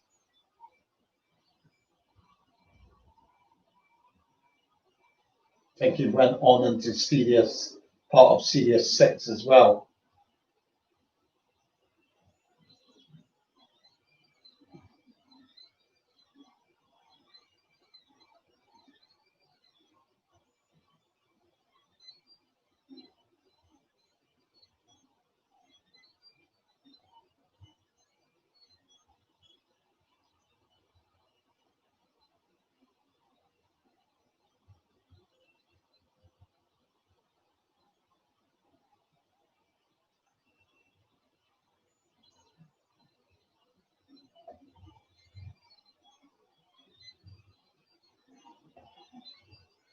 Producer wise, they had like 3 producers, but obviously it's not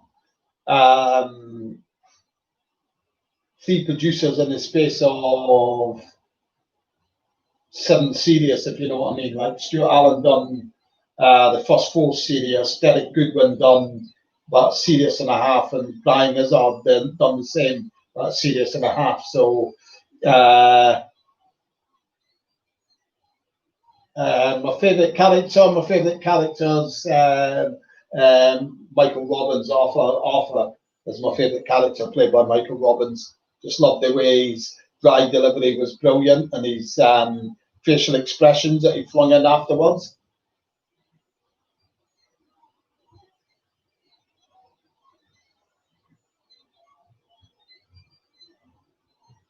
So the crew, in terms of like the directors wise, it wasn't massive changes. There was only 3 producers that worked on the buses. In terms of like your set design and all of that, I think there might have been 2 or 3 of those as well.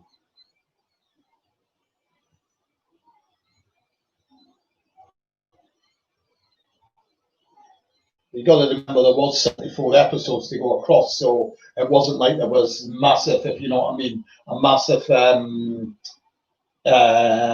change of casting crew.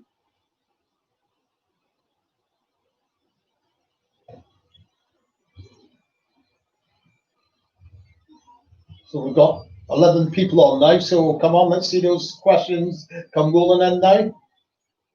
If you've got any questions about on the buses, filming locations, anything about my 4 books, anything about the casting crew, anything about the about my merchandise or the on the buses events organised, or the merchandise I'm doing.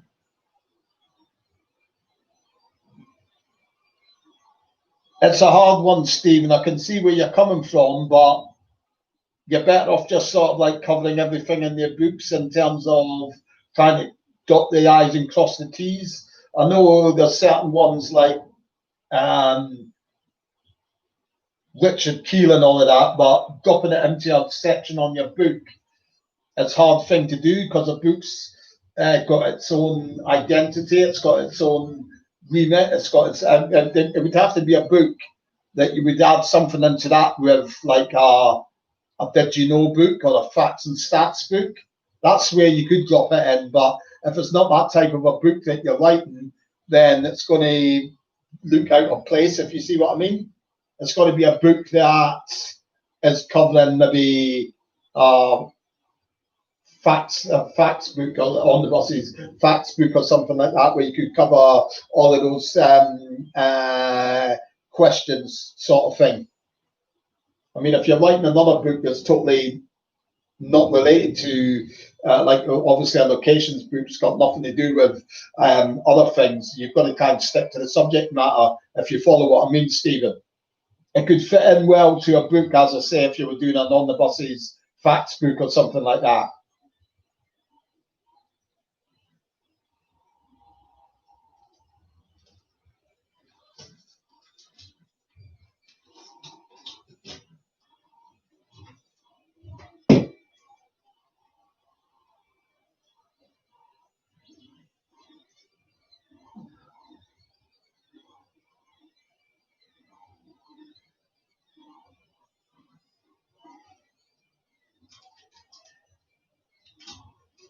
So you got any more questions? Just keep them coming in. I'll answer them for you.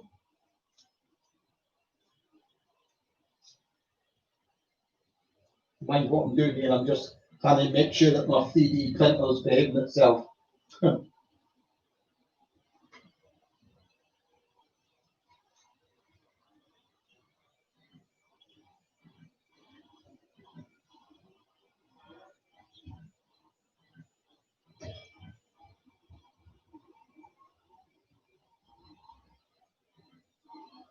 I don't know what you mean by that, Stephen. What about what's where map distances in the book? If you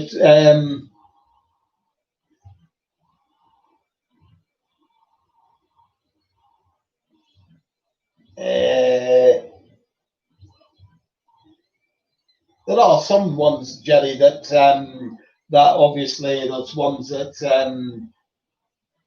there might be ones that are totally random, a totally random thing that's loosely connected, like who was such and such in the background. Now, obviously, if just like a bit part actor, you're not really going to know who they are. They might be just a face in the background. They might have been somebody that they pulled in off the street to film the scene. So ones like that, you're not really going to be able to give an answer to, obviously, because it's not common knowledge. It's not out there as everyday knowledge, if you know what I mean. But obviously, the big facts and all of that, and a lot of these smaller facts, I do like to think I've got the answers for. If you know what I mean.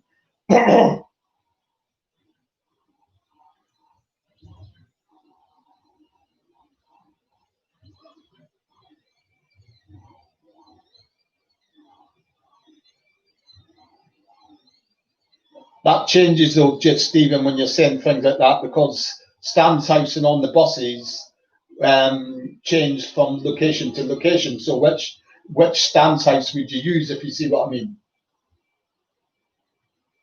If you look at the distance from Stan's house, which Stan's house would you say? Would you say the one that they used in Hendon, or the one that they used in Stonebridge, or the one that they used in Peckham?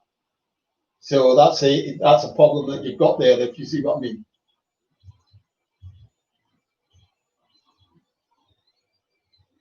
Well, obviously, you needed writers for various episodes. Miles Lodge did do writing. He's more famous for Would You Believe? He actually wrote the theme song for Carry On Screaming, Would You Believe? Miles Lodge. And he is the only writer that actually wrote, the only solo writer that wrote an episode of On the Buses. Every other episode was written by a team. It was either Ronnie Grove, Ronnie Chesney, Bob Grant, or Bob Grant and Stephen Lewis. George Layton and Jonathan Lynn, or Gary Chambers and Wally Marston. Miles Lodge is the only one of that writing team that wrote the whole script alone. So there's a little oddity for you.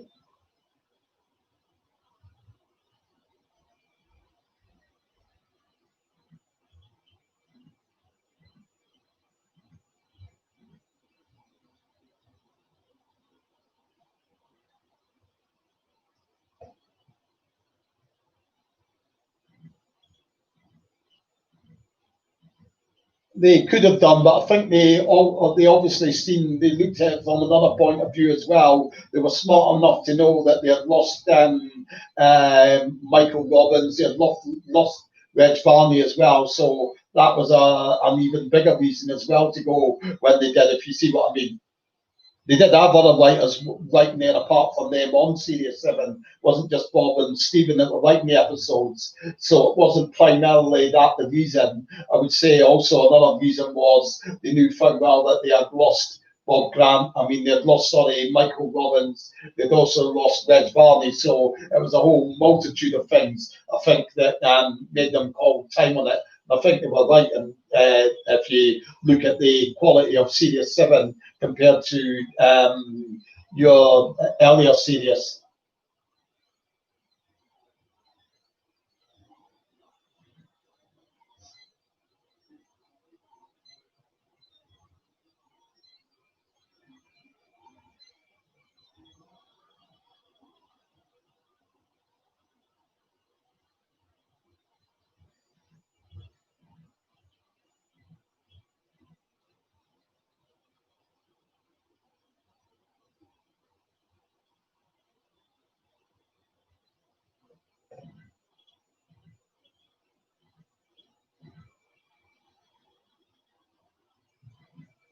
Okay, so you got any more questions? Just post them up and I'll answer them for you.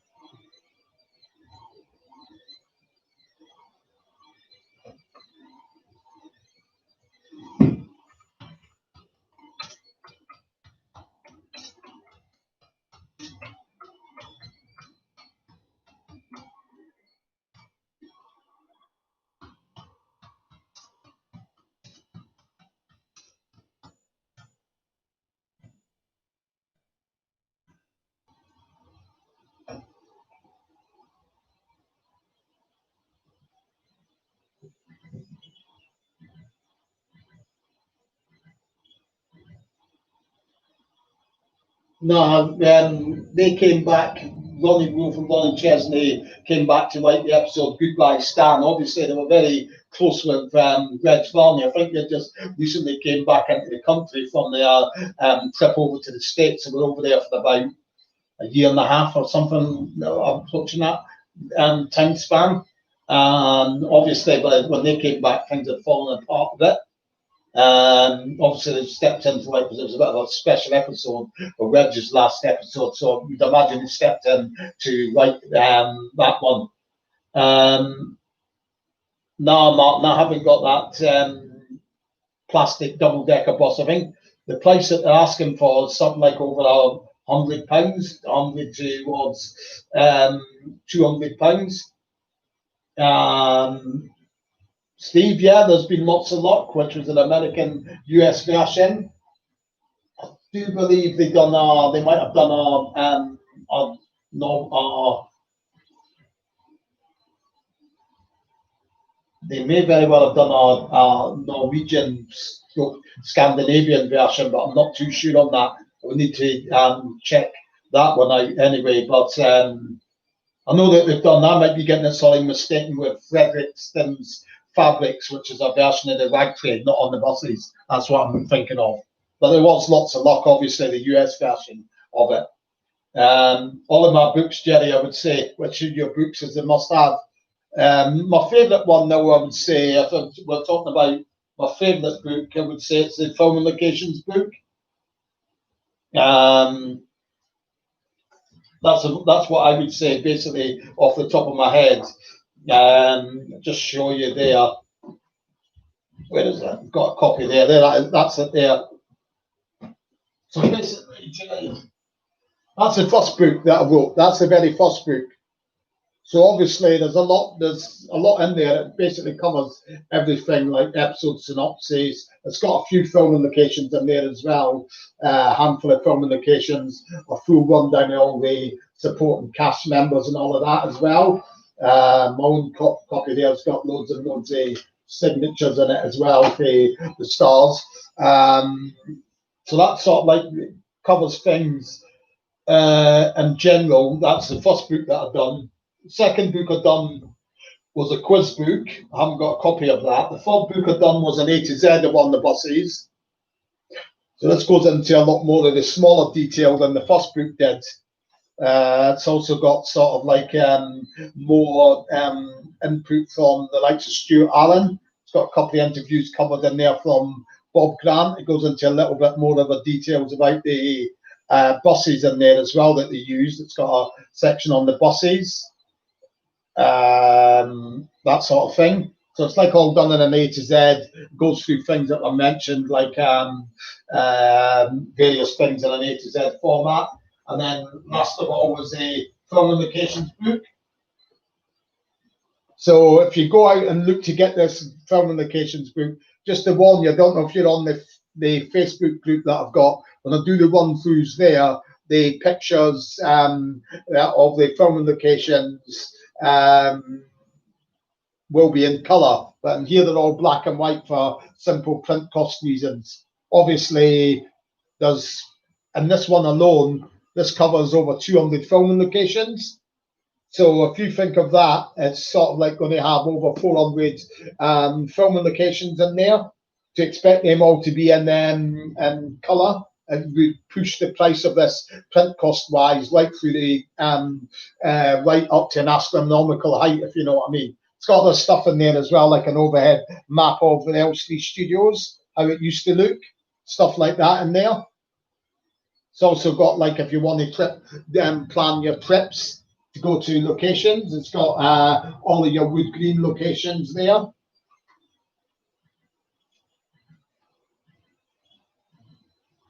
There's plenty of other stuff in there as well. There are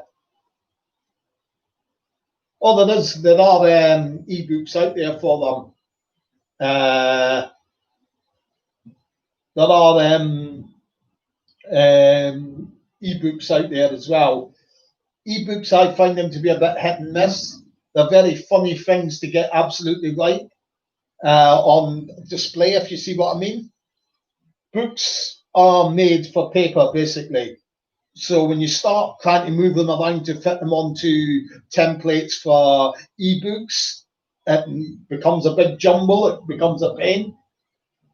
It's handy to read on your phone and stuff like that, granted, but it's a pain to put onto into a document, if you know what I mean, and make it legible and everything like that, and set it out on, if you see what I mean, when it's come from a book template, if you see what I'm saying. But as I say, there are copies out there of it on, if that's what floats your boat, if you know what I mean.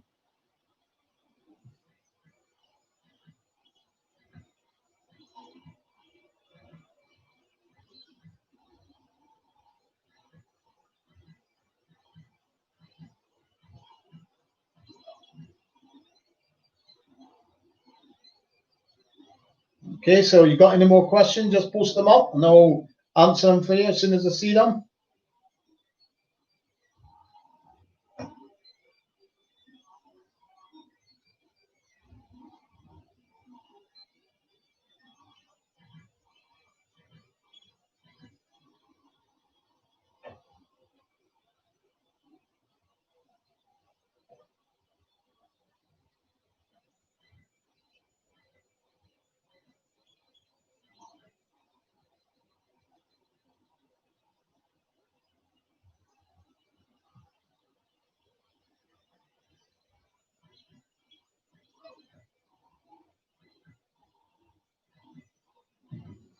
So you got any questions? Post them up.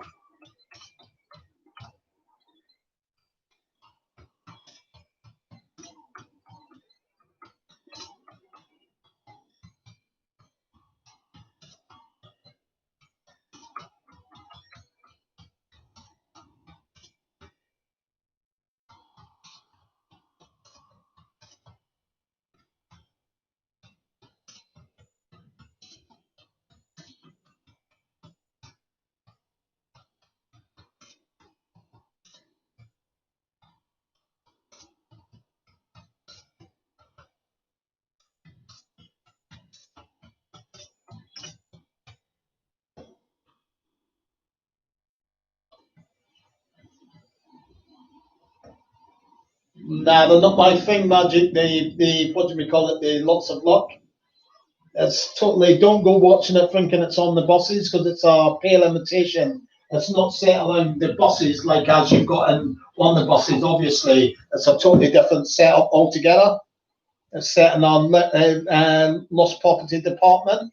So you don't have the crack of them going out in the buses and being a conductor and all of that. It's nothing like that at all. He's the main character, Stan Butler. He's based in our lost property department of a coach station.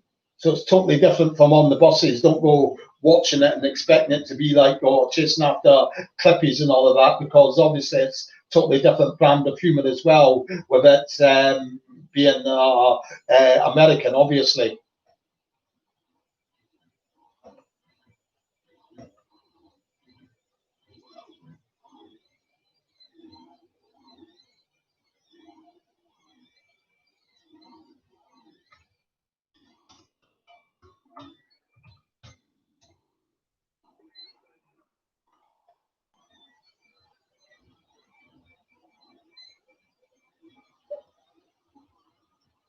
Well, there will be in terms of characters. Like I know they've got Olive and all of that in it as well. So yeah, I suppose there's that side to it. It's not something that I've actually watched. I don't know if they might have them on YouTube somewhere. You checked on YouTube? They might be on YouTube. They could also be out on DVD, but obviously they're only sort of like US versions. And by my experience, when you're buying stuff like that, you're really paying for them through the nose for them at that when you're going that angle.